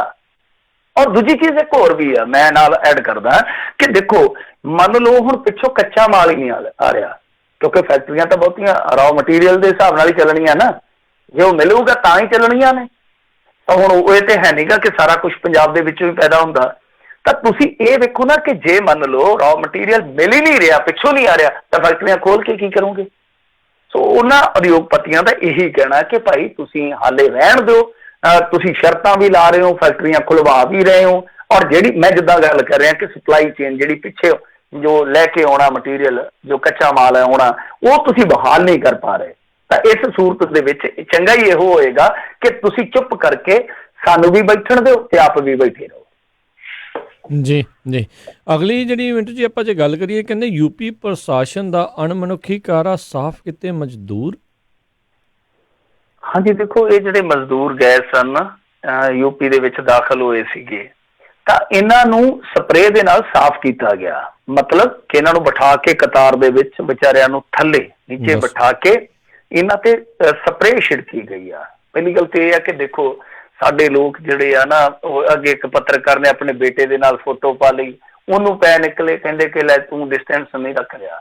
ਤਾਂ ਦੇਖੋ, ਆਪਣੇ ਬੇਟੇ ਤੋਂ ਘਰ ਦੇ ਵਿੱਚ ਕਿਸ ਤਰ੍ਹਾਂ ਰੱਖੀ ਜਾਊਗੀ ਜਦੋਂ ਕੋਈ ਇਸ ਤਰ੍ਹਾਂ ਦਾ ਕੋਈ ਮਾਮਲਾ ਹੈ ਹੀ ਨਹੀਂ, ਕੋਈ ਸਸਪੈਕਟਡ ਨਹੀਂ, ਘਰ ਦੇ ਵਿੱਚ ਲੈਣਾ ਨਹੀਂ ਦੇਣਾ ਨਹੀਂ। ਤਾਂ ਮੇਰੇ ਕਹਿਣ ਦਾ ਮਤਲਬ ਆ ਕਿ ਜਾਂ ਤੇ ਪਹਿਲਾਂ ਸਕਰੀਨਿੰਗ ਵਗੈਰਾ ਕਰ ਲਓ, ਟੈਸਟਿੰਗ ਕਰ ਲਓ, ਜੇ ਤੇ ਕੋਈ ਉਹਨਾਂ ਚੋਂ ਵਿਚਾਰਿਆਂ ਚੋਂ ਕੋਈ ਹੈਗਾ, ਫਿਰ ਤਾਂ ਤੁਸੀਂ ਕਰੋ ਕੋਈ ਇਸ ਤਰ੍ਹਾਂ ਦਾ ਪ੍ਰੀਕਾਸ਼ਨ ਵਰਤ ਵੀ ਲਓ ਕਿ ਹਾਂ ਭਾਈ ਉਹ ਗਾਂ ਦਾਖਲ ਹੋ ਰਿਹਾ, ਲਾਗ ਨਾ ਕਿਸੇ ਨੂੰ ਲੱਗੇ। ਤਾਂ ਉਸ ਤੋਂ ਪਹਿਲਾਂ ਰੂਟੀਨ ਦੀ ਜਿਹੜੀ ਚੈਕਿੰਗ ਹੈ, ਉਸ ਤੋਂ ਇਲਾਵਾ ਕੁਛ ਜੋ ਵੀ ਸੈਨੀਟਾਈਜ਼ ਵਗੈਰਾ ਕਰਨਾ ਤਾਂ ਤੁਸੀਂ ਕਰਵਾਓ। ਜਦ ਤੱਕ ਤੁਸੀਂ ਕੁਛ ਕਰਨੇ ਨਹੀਂ, ਤੁਸੀਂ ਚੁੱਪ ਕਰਕੇ ਇੱਕੋ ਫਾਰਮੂਲਾ ਲੱਭਿਆ ਕਿ ਜਾਂ ਤੇ ਲੋਕਾਂ ਨੂੰ ਘਰਾਂ 'ਚ ਤਾੜ ਦਿਓ ਤੇ ਜਾਂ ਉਹਨਾਂ ਨੂੰ ਵੱਡੇ ਸਮੂਹ ਦੇ ਵਿੱਚ ਬਿਠਾ ਦਿਓ ਤੇ ਉਹਨਾਂ ਦੇ ਉੱਤੇ ਸਪਰੇਅ ਛਿੜਕ ਦਿਓ। ਕਮਾਲ ਦੀ ਗੱਲ ਆ। ਉਹ ਸੁੰਡੀਆਂ ਨੇ ਨਰਮੇ ਦੀਆਂ ਕਿ ਜਿਨ੍ਹਾਂ ਨੂੰ ਤੁਸੀਂ ਇੱਕ ਥਾਂ ਤੇ ਇਕੱਠੀਆਂ ਕਰਕੇ ਤੇ ਸਪਰੇਅ ਦੇ ਵਿੱਚ ਭਿਉਂ ਦਿੱਤਾ। ਤਾਂ ਇਹ ਮੇਰੇ ਖਿਆਲ ਦੇ ਨਾਲ ਸ਼ਰਮਨਾਕ ਕਰ ਹੈ। ਬਰੇਲੀ ਦੇ ਵਿੱਚ ਪਹੁੰਚੇ ਸੀਗੇ ਮਜ਼ਦੂਰਾਂ ਦੀ ਕਹਾਣੀ ਜਿਹੜੀ ਆ ਨਾ, ਉਹ ਇਸ ਵੇਲੇ ਦੇਖੋ ਬੜੀ ਜ਼ਿਆਦਾ ਦਰਦਨਾਕ ਆ। ਵਿਚਾਰੇ ਤੁਰੇ ਜਾਂਦੇ ਸੀਗੇ ਮੇਰੇ ਖਿਆਲ ਦੇ ਨਾਲ ਆਗਰਾ ਐਕਸਪ੍ਰੈਸ ਤੇ ਜਿਹੜਾ ਹਾਈਵੇ ਆ, ਉੱਥੇ ਵੀ 5 ਮਜ਼ਦੂਰਾਂ ਨੂੰ ਟੈਂਕਰ ਨੇ ਦਰੜ ਦਿੱਤਾ। ਉਹ ਵਿਚਾਰੇ ਘਰਾਂ ਨੂੰ ਜਾ ਰਹੇ ਸੀਗੇ। ਇੱਕ ਮੁੰਡਾ ਜਿਹੜਾ ਸੀਗਾ 200 ਕਿਲੋਮੀਟਰ ਪੈਂਡਾ ਤੈਅ ਕਰਕੇ ਆਪਣੇ ਪਿੰਡ ਪਹੁੰਚਣ ਵਾਲਾ ਸੀ, 80 ਕੁ ਕਿਲੋਮੀਟਰ ਉਹਨਾਂ ਨੂੰ ਦਿਲ ਦਾ ਦੌਰਾ ਪੈ ਗਿਆ, ਮਰ ਗਿਆ ਵਿਚਾਰਾ, ਮਰ ਗਿਆ। ਤਾਂ ਇਹ ਇਸ ਤਰ੍ਹਾਂ ਦੀਆਂ ਕਹਾਣੀਆਂ ਨੇ। ਕੋਈ ਆਪਣੀ ਅੰਗਹੀਣ ਬੀਬੀ ਨੂੰ ਮੋਢੇ ਤੇ ਚੁੱਕ ਕੇ ਤੁਰ ਰਿਹਾ। ਇੱਕ ਅੱਜ ਨਵਾਂ ਜ਼ਮਾਨਾ ਦੇ ਵਿੱਚ ਫੋਟੋ ਲੱਗੀ ਆ, ਉਹ ਕਾਲਜੇ ਨੂੰ ਧੂ ਪਾ ਦਿੰਦੀ ਆ ਕਿ ਬੱਚਾ ਤੁਰਦਾ ਤੁਰਦਾ ਵਿਚਾਰਾ ਥੱਕ ਗਿਆ ਤੇ ਮਾਂ ਦੇ ਪੈਰਾਂ 'ਚ ਡਿੱਗਾ ਪਿਆ। ਤੇ ਉਹਦੀ ਕੈਪਸ਼ਨ ਹੈ ਫੋਟੋ ਦੀ ਕਿ ਮਾਂ ਹੋਰ ਨਹੀਂ ਤੁਰ ਹੁੰਦਾ। ਕਿਉਂਕਿ ਸੈਂਕੜੇ ਮੀਲ, ਸੈਂਕੜੇ ਕਿਲੋਮੀਟਰ ਜਿਹੜੇ ਆ ਉਹ ਪੈਦਲ ਤੁਰੇ ਜਾ ਰਹੇ, ਪੈਦਲ ਤੁਰੇ ਜਾ ਰਹੇ, ਪੈਦਲ ਤੁਰੇ ਜਾ ਰਹੇ ਆ। ਰਸਤੇ ਦੇ ਵਿੱਚ ਕੋਈ ਫੂਡ ਦੀ ਉੱਥੇ ਗਰੰਟੀ ਨਹੀਂ, ਕੋਈ ਪਾਣੀ ਦੀ ਗਰੰਟੀ ਨਹੀਂ, ਕੋਈ ਦਵਾ ਦੀ ਗਰੰਟੀ ਨਹੀਂ ਹੈ। ਸਭ ਕੁਛ ਇਹ ਹੈ ਕਿ ਚੱਲੀ ਜਾਂਦਾ, ਪਰ ਨਾਲ ਡਾਂਗਾਂ ਦੀ ਗਰੰਟੀ ਜ਼ਰੂਰ ਹੈ। ਜੇ ਕੋਈ ਉਹੋ ਜਿਹਾ ਖੁਰਾਕ ਮਿਲ ਗਿਆ, ਉਹ 4 ਡਾਂਗਾਂ ਮੋਰਾਂ 'ਚ ਮਾਰ ਦਊਗਾ। ਸੋ ਇਹ ਆਪਣੇ ਆਪ ਦੇ ਵਿੱਚ ਮੈਂ ਕਹੂੰਗਾ ਕਿ ਬਹੁਤ ਹੀ ਵੱਡੀ ਤਰਾਸਦੀ ਆ ਕਿ ਇੱਕ ਪਾਸੇ ਤੇ ਲੋਕਾਂ ਨੂੰ ਕਿਹਾ ਜਾ ਰਿਹਾ ਕਿ ਤੁਸੀਂ ਘਰਾਂ 'ਚ ਰਹੋ, ਤੇ ਜਿਹੜੇ ਲੋਕ ਕਹਿੰਦੇ ਆ ਕਿ ਸਾਨੂੰ ਘਰਾਂ 'ਚ ਜਾ ਲੈਣ ਦਿਓ, ਜੇ ਅਸੀਂ ਮਰਨਾ ਤਾਂ ਘੱਟੋ ਘੱਟ ਘਰੇ ਜਾ ਕੇ ਤੇ ਮਰ ਜਾਈਏ, ਆਪਣੇ ਵਿੱਚ ਤੇ ਜਾ ਕੇ ਮਰ ਜਾਈਏ। ਤੁਸੀਂ ਜਿਹੜੇ ਬੰਦੇ ਘਰ ਜਾਣਾ ਚਾਹੁੰਦੇ ਉਹਨਾਂ ਨੂੰ ਰੋਕ ਰਹੇ। ਉਹਨਾਂ ਵਾਸਤੇ ਹੱਦਾਂ ਸੀਲ ਕਰ ਦਿੱਤੀਆਂ, ਉਹਨਾਂ ਵਾਸਤੇ ਤੁਸੀਂ ਕੋਈ ਪ੍ਰਬੰਧ ਨਹੀਂ ਕੀਤਾ, ਉਹਨਾਂ ਵਾਸਤੇ ਤੁਸੀਂ ਸਿਰਫ ਤੇ ਸਿਰਫ ਇਹੋ ਆਖ ਦਿੱਤਾ ਕਿ ਜਿੱਥੇ ਹੈਗੇ ਜੇ ਉੱਥੇ ਤੜੇ ਰਹੋ, ਜਿੱਥੇ ਹੈਗੇ ਜੇ ਉੱਥੇ ਡੁੱਬ ਕੇ ਰਹੋ। ਸੋ ਕਹਿਣ ਦਾ ਮਤਲਬ ਹੈ ਕਿ ਇੱਕ ਪਾਸੇ ਤੇ ਤੁਸੀਂ ਲੋਕਾਂ ਨੂੰ ਘਰਾਂ 'ਚ ਬਿਠਾ ਰਹੇ ਹੋ, ਤਾਂ ਦੂਸਰੇ ਪਾਸੇ ਜਿਹੜੇ ਜਾ ਕੇ ਘਰਾਂ 'ਚ ਬੈਠਣਾ ਚਾਹੁੰਦੇ ਆ, ਤੁਸੀਂ ਉਹਨਾਂ ਦੇ ਵਾਸਤੇ ਕੋਈ ਪ੍ਰਬੰਧ ਕਿਉਂ ਨਹੀਂ ਕੀਤਾ, ਕਿਉਂ ਨਹੀਂ ਯੋਜਨਾ, ਕਿਉਂ ਨਹੀਂ ਕੋਈ ਸਕੀਮ ਬਣਾਈ? ਇਹ ਆਪਣੇ ਆਪ ਦੇ ਵਿੱਚ ਬਹੁਤ ਵੱਡਾ ਸਵਾਲ ਹੈ, ਕਿਉਂਕਿ ਇੱਕ ਅਖਬਾਰ ਨੇ ਮੋਟਾ ਜਿਹਾ ਅੰਦਾਜ਼ਾ ਲਾਇਆ ਕਿ ਤਾਲਾਬੰਦੀ ਤੋਂ ਬਾਅਦ ਜਿਹੜੇ ਮਜ਼ਦੂਰ ਸੀਗੇ ਇੱਧਰ ਉੱਧਰ ਜਿਹੜੇ ਰੋਜ਼ੀ ਰੋਟੀ ਵਾਸਤੇ ਘੁੰਮਦੇ ਆ, ਉਹ 12 ਕਰੋੜ ਦੇ ਕਰੀਬ ਸੜਕਾਂ ਤੇ ਰਹਿ ਗਏ। ਵਾਹ ਜੀ ਜੀ, ਬਹੁਤ ਵੱਡੀ ਤਾਦਾਦ। ਅਗਲੀ ਜਿਹੜੀ ਮਿੰਟ 'ਚ ਗੱਲ ਕਰੀਏ, ਕਹਿੰਦੇ ਬੈਂਕਾਂ ਦੇ ਬਾਹਰ ਲੱਗੀਆਂ ਲੋਕਾਂ ਦੀਆਂ ਕਤਾਰਾਂ। ਹਾਂਜੀ ਬਿਲਕੁਲ, ਇਹ ਤੇ ਆਪਾਂ ਅੱਗੇ ਗੱਲ ਕਰਕੇ ਹਟੇ ਹਾਂ ਕਿ ਬੈਂਕਾਂ ਦੇ ਵਿੱਚ ਜਿਸ ਤਰ੍ਹਾਂ ਦਾ ਅੱਜ ਵੇਖੇ ਹੈਗਾ ਸੀਗਾ ਮਾਹੌਲ, ਮੈਂ ਦੱਸਿਆ ਵੀ ਹੈ ਤੁਹਾਨੂੰ ਤਫਸੀਲ ਦੇ ਨਾਲ। ਤਾਂ ਇਹ ਜਿਹੜੀਆਂ ਚੀਜ਼ਾਂ ਨੇ ਇਹ ਰੋਕਣ ਦੀ ਜ਼ਰੂਰਤ ਆ ਕਿ ਕਤਾਰਾਂ ਕਿਤੇ ਵੀ ਨਾ ਬਣਨ। ਤਾਂ ਇਹਦਾ ਬਹੁਤ ਸੌਖਾ ਫਾਰਮੂਲਾ ਇਹ ਹੋ ਸਕਦਾ ਕਿ ਜਿੱਦਾਂ ਹੁਣ ਪੈਨਸ਼ਨਰ ਸੀਗੇ ਉਹਨਾਂ ਨੂੰ ਪੈਨਸ਼ਨ ਜਿਹੜੀ ਆ ਪਿੰਡਾਂ ਦੇ ਵਿੱਚ ਪਹੁੰਚਾ ਦਿੱਤੀ ਜਾਂਦੀ। ਅੱਗੇ ਵੀ ਇਹ ਸਿਸਟਮ ਜਿਹੜਾ ਲਾਗੂ ਹੁੰਦਾ ਸੀ। ਦੂਜੀ ਚੀਜ਼ ਇਹ ਆ ਕਿ ਹੁਣ ਤਾਂ ਵੈਸੇ ਵੀ ਮਸ਼ੀਨਾਂ ਇਸ ਤਰ੍ਹਾਂ ਦੀਆਂ ਹੈਗੀਆਂ ਕਿ ਕੈਸ਼ ਜਿਹੜਾ ਉਹ ਪਿੰਡ ਦੇ ਵਿੱਚ ਕਢਾਇਆ ਜਾ ਸਕਦਾ, ਜਾਂ ਅੱਜ ਕੱਲ੍ਹ ਤੇ ਕੁਛ ਬੈਂਕ ਜਿਹੜੇ ਆ ਉਹ ਕੈਸ਼ ਤੁਹਾਡੇ ਦਰਵਾਜ਼ੇ ਤੇ ਲੈ ਆਉਂਦੇ ਆ। ਕੁਛ ਐਕਸਟਰਾ ਫੀਸ ਹੁੰਦੀ ਆ ਉਹਨਾਂ ਦੀ, ਉਹ ਕੈਸ਼ ਤੁਹਾਡੇ ਦਰਵਾਜ਼ੇ ਤੇ ਲੈ ਆਉਂਦੇ ਆ। ਕੁਛ ਇਸ ਤਰ੍ਹਾਂ ਦੀ ਸੇਵਾ ਦਾ ਪ੍ਰਬੰਧ ਕੀਤਾ ਜਾ ਸਕਦਾ ਸੀ। ਨਹੀਂ ਤਾਂ ਤੁਸੀਂ ਆਪਣੇ ਬੈਂਕਿੰਗ ਸੈਕਟਰ ਨੂੰ ਇਸ ਤਰੀਕੇ ਨਾਲ ਸੰਚਾਲਿਤ ਰੱਖਦੇ ਕਿ ਇਹ ਸਮੱਸਿਆ ਨਾ ਆਉਂਦੀ।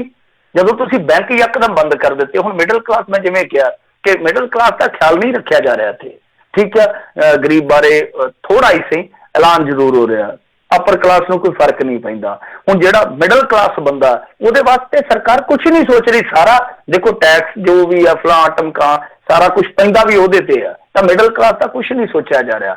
ਤਾਂ ਮਿਡਲ ਕਲਾਸ ਮੰਗਦਾ ਵੀ ਕੁਛ ਨਹੀਂ, ਸਿਰਫ ਤੇ ਸਿਰਫ ਇਹੋ ਆ ਕਿ ਸਾਡੀ ਜ਼ਿੰਦਗੀ ਤੁਰਦੀ ਰਹੇ। ਤਾਂ ਮਿਡਲ ਕਲਾਸ ਨੂੰ ਵੀ ਫਿਕਰ ਆ ਹੁਣ ਕਿ ਭਾਈ ਇਹ ਕੰਮ ਤੇ ਵੱਧਦਾ ਜਾਂਦਾ।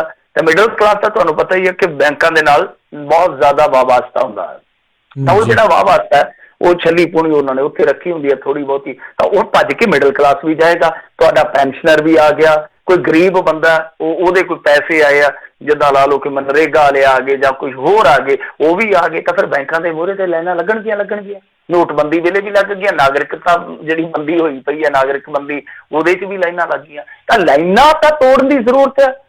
ਹੁਣ ਦੇਖੋ ਬੈਂਕ ਜਿਹੜੇ ਆ ਇਹਨਾਂ ਨੇ ਫੇਰ ਕਹਿਤਾ ਕਿ ਦੇਖੋ ਜੀ ਆਉਣ ਵਾਲੇ ਦਿਨਾਂ ਦੇ ਵਿੱਚ ਅਸੀਂ ਜਿਹੜੇ ਆ ਨਾ ਬੈਂਕ ਫਲਾਂ ਦਿਨ ਖੋਲਾਂਗੇ। ਤਾਂ ਜਦ ਤੁਸੀਂ ਲਿਮਟਿਡ ਦਿਨ ਦੇ ਵਿੱਚ ਇੱਕ ਪਾਸੇ ਜਿਹੜੀਆਂ ਤੁਸੀਂ ਦੂਜੀਆਂ ਸੇਵਾਵਾਂ ਉਹ ਤਾਂ ਬਹਾਲ ਕਰ ਰਹੇ ਹੋ, ਖੇਤੀ ਨੂੰ ਛੋਟ ਦੇ ਰਹੇ ਹੋ, ਜਾਂ ਤੁਸੀਂ ਜਿਹੜੇ ਹੋਰ ਉਤਪਾਦਕ ਉਹਨਾਂ ਨੂੰ ਛੋਟ ਦੇ ਰਹੇ ਹੋ, ਤਾਂ ਇਹਨੂੰ ਵੀ ਤਾਂ ਤੁਸੀਂ ਇੱਕ ਜ਼ਰੂਰੀ ਸੇਵਾ ਦੇ ਵਿੱਚ ਸ਼ਾਮਲ ਕਰ ਸਕਦੇ ਹੋ, ਬੈਂਕਿੰਗ ਨੂੰ ਵੀ, ਕਿ ਭਾਈ ਜ਼ਰੂਰੀ ਸੇਵਾ। ਤਾਂ ਇਹਦੇ ਵਾਸਤੇ ਇਹ ਆ ਕਿ ਕੋਈ ਪੈਮਾਨਾ ਰੱਖ ਦੇਣਾ ਚਾਹੀਦਾ। ਜਿਵੇਂ ਮੈਂ ਕਿਹਾ ਕਿ ਪਿੰਡਾਂ ਦੇ ਵਿੱਚ ਅੱਜ ਕੱਲ੍ਹ ਬਹੁਤ ਸਾਰੀਆਂ ਬ੍ਰਾਂਚਾਂ ਨੇ, ਤਾਂ ਉਹ ਜਿੱਥੇ ਵੀ ਇੱਕ ਬ੍ਰਾਂਚ ਆ ਉੱਥੇ ਜਿੱਥੇ ਕੋਈ ਹੈਗਾ ਸਾਰਾ ਸਿਸਟਮ ਉੱਥੇ ਕਰ ਦੇਣ।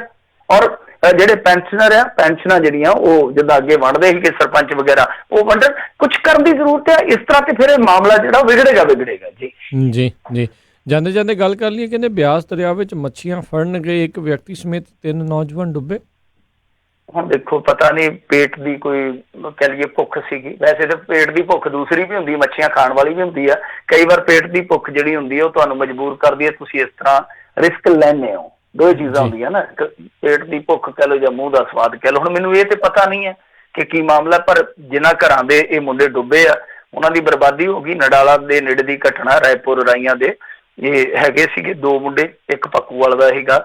ਤਿੰਨੇ ਜਿਹੜੇ ਆ ਉਹ ਦਰਿਆ ਦੇ ਵਿੱਚ ਡੁੱਬ ਗਏ ਕਿਉਂਕਿ ਪਿੰਡੋਂ ਜਦੋਂ ਗਏ ਸਨ ਤੇ ਵਾਪਸ ਨਹੀਂ ਪਰਤੇ। ਫਿਰ ਉਸ ਤੋਂ ਬਾਅਦ ਜਦੋਂ ਭਾਲ ਕੀਤੀ ਗਈ ਤੇ ਦਰਿਆ ਦੇ ਕਿਨਾਰੇ ਤੇ ਇਹਨਾਂ ਦਾ ਮੋਟਰਸਾਈਕਲ ਜਿਹੜਾ ਉਹ ਖਲੋਤਾ ਸੀ, ਮੱਛੀਆਂ ਫੜਨ ਦਾ ਕੁਝ ਸਮਾਨ ਵਗੈਰਾ ਇਹਨਾਂ ਦੇ ਉੱਥੇ ਮਿਲਿਆ।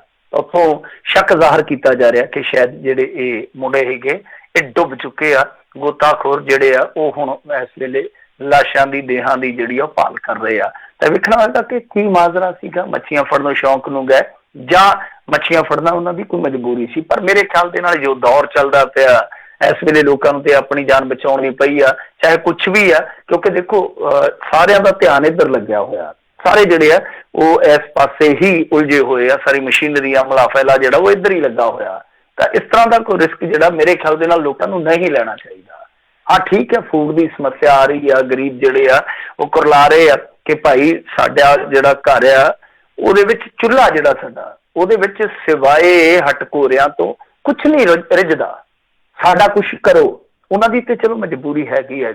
ਤੇ ਜੇ ਕੋਈ ਬੰਦਾ ਇਸ ਤਰ੍ਹਾਂ ਦਾ ਆਪਣੇ ਆਪ ਕੋਈ ਅੱਡੀਆਂ ਚੱਕ ਕੇ ਫਾ ਲੈਂਦਾ ਤੇ ਮਾੜੀ ਗੱਲ ਆ, ਉਹਨੂੰ ਸੋਚਣਾ ਚਾਹੀਦਾ। ਹਾਂ, ਜੇ ਫੂਡ ਦੀ ਸਮੱਸਿਆ ਕੋਈ ਹਾਲ ਦੁਆਰੀ ਕਰਨੀ ਚਾਹੀਦੀ, ਹਾਲ ਪਾਰਿਆ ਕਰਨੀ ਚਾਹੀਦੀ ਹੈ, ਲੋਕਾਂ ਨੂੰ ਵੀ ਹੈਲਪ ਕਰਨੀ ਚਾਹੀਦੀ ਹੈ, ਰਲ ਮਿਲ ਕੇ ਟਾਈਮ ਕੱਟ ਲੈਣਾ ਚਾਹੀਦਾ, ਜਿਸ ਤਰ੍ਹਾਂ ਅੱਗੇ ਵੀ ਆਪਾਂ ਬਹੁਤ ਔਖੇ ਟਾਈਮ ਕੱਟੇ ਹੋਏ ਆ।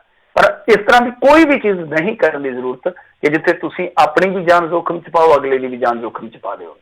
ਪਰ ਦੂਜੇ ਪਾਸੇ ਜੇ ਆਪਾਂ ਵੇਖੀਏ, ਪੰਜਾਬ ਦੇ ਵਿੱਚ ਨਾ ਚੱਲਦਾ ਅਜੀਬ ਜਿਹਾ ਹੀ ਆ ਮਾਹੌਲ ਕਿ ਇੱਕ ਪਾਸੇ ਤੇ ਕਰਫਿਊ ਦੇ ਵਿੱਚ ਮੰਨ ਲਓ ਤੁਸੀਂ ਜਾਣਾ ਹੋਵੇ ਕਿਤੇ ਸ਼ਹਿਰ, ਤੁਹਾਨੂੰ ਐਮਰਜੈਂਸੀ ਪੈ ਜਾਵੇ ਤੇ ਦਿਲ ਜਿਹੜਾ ਉਹ ਠੱਕ ਠੱਕ ਵੱਜਦਾ ਕਿ ਰਸਤੇ ਦੇ ਵਿੱਚ ਪਤਾ ਨਹੀਂ ਇਹਨਾਂ ਨੇ ਕਿੰਨੀ ਥਾਈਂ ਤੇ ਰੋਕ ਕੇ ਕਿੰਨੀ ਥਾਈਂ ਜਿਹੜਾ ਉਹ ਠੁੱਕ ਕੇ ਵਾਲਾ ਕੰਮ ਕਰ ਦੇਣਾ। ਪਰ ਦੂਜੇ ਪਾਸੇ ਕੀ ਆ ਕਿ ਕਰਫਿਊ ਦੇ ਵਿੱਚ ਲੋਕ ਹਥਿਆਰ ਵੀ ਚੁੱਕੀ ਫਿਰਦੇ ਆ। ਆ ਜਿਹੜਾ ਹੈਗਾ ਇਹਨਾਂ ਦਾ ਕਾਂਗਰਸੀਆਂ ਦਾ ਵਿਧਾਇਕ ਆਮਲਾ, ਉਹਦੇ ਅੱਜ ਗਨਮੈਨ ਨੂੰ ਗੋਲੀ ਮਾਰ ਕੇ ਤਸਕਰ ਦੱਸਦੇ ਆ। ਤੁਸੀਂ ਵੇਖੋ ਕਿੱਡੀ ਅੰਨੀ ਮੱਛੀ ਆ ਕਿ ਵਿਧਾਇਕ ਦੇ ਗਨਮੈਨ ਨੂੰ ਗੋਲੀ ਮਾਰ ਕੇ ਤਸਕਰ ਆ। ਇਹ ਆਪਣੇ ਆਪ ਦੇ ਵਿੱਚ ਹੈਰਾਨਗੀ ਵਾਲੀ ਗੱਲ ਆ ਕਿ ਆ ਕਰਫਿਊ ਦੇ ਦੌਰਾਨ ਮੇਰੇ ਖਿਆਲ ਦੇ ਨਾਲ 6ਵੀਂ 7ਵੀਂ ਘਟਨਾ ਕਿ ਲੋਕ ਜਿਹੜੇ ਗੋਲੀਆਂ ਮਾਰ ਗਏ ਇੱਕ ਦੂਜੇ ਨੂੰ। ਇਹ ਚੰਗਾ ਸਿਆਪਾ ਪਿਆ ਕਿ ਇੱਕ ਪਾਸੇ ਲੋਕ ਤੜੇ ਪਏ ਆ ਤੇ ਦੂਸਰੇ ਪਾਸੇ ਜਿਹੜੇ ਤਸਕਰ ਆ ਜਾਂ ਬਦਮਾਸ਼ ਉਹ ਤੜੇ ਪਏ ਆ। ਉਹ ਕਿਸੇ ਚੀਜ਼ ਨੂੰ ਸਮਝਦੇ ਕੁਛ ਨਹੀਂ। ਇਹਦਾ ਮਤਲਬ ਇਹ ਆ ਕਿ ਜਿਹੜਾ ਕਰਫਿਊ ਆ, ਕਰਫਿਊ ਵੀ ਸ਼ਰੀਫਾਂ ਵਾਸਤੇ ਹੀ ਆ ਫਿਰ। ਜੀ ਜੀ ਬਿਲਕੁਲ। ਅਗਲੀ ਜਿਹੜੀ ਮਿੰਟੂ ਜੀ ਆਪਾਂ ਇੱਥੇ ਹੀ ਜਿਹੜਾ ਅੱਜ ਦੇ ਪ੍ਰੋਗਰਾਮ ਉਸ ਦੀ ਸਮਾਪਤੀ ਕਰਦੇ ਹਾਂ। ਬਹੁਤ ਬਹੁਤ ਤੁਹਾਡਾ ਧੰਨਵਾਦ ਕਰਦੇ ਹਾਂ ਵੀ ਤੁਸੀਂ ਸਾਡੇ ਨਾਲ ਜੁੜੇ, ਇਹਨਾਂ ਖਬਰਾਂ ਬਾਰੇ ਜਾਣਕਾਰੀ ਦਿੱਤੀਆਂ। ਅਗਲੀ ਵਾਰ ਤੱਕ ਲਈ ਮਿਹਰਬਾਨੀ। ਪਿਆਰ ਭਰੀ ਸਤਿ ਸ਼੍ਰੀ ਅਕਾਲ ਜੀ। ਥੈਂਕ ਯੂ ਜੀ। ਸਤਿ ਸ਼੍ਰੀ ਅਕਾਲ ਜੀ। ਤੇ ਸਰੋਤਿਓ, ਇੱਥੇ ਹੀ ਸਾਡਾ ਅੱਜ ਦਾ ਪ੍ਰੋਗਰਾਮ ਸਮਾਪਤ ਆ। ਮਿਲਦੇ ਹਾਂ ਅਗਲੀ ਵਾਰ ਤੱਕ ਲਈ ਮੇਰੇ ਵੱਲੋਂ ਵੀ ਪਿਆਰ ਭਰੀ ਨਿੱਘੀ ਸਤਿ ਸ਼੍ਰੀ ਅਕਾਲ। ਜਿਉਂਦੇ ਵਾਸਤੇ ਰਹੋ, ਹੱਸਦੇ ਖੇਲਦੇ ਰਹੋ, ਸੁਣਦੇ ਰਹੋ ਪੰਜਾਬੀ ਰੇਡੀਓ USA।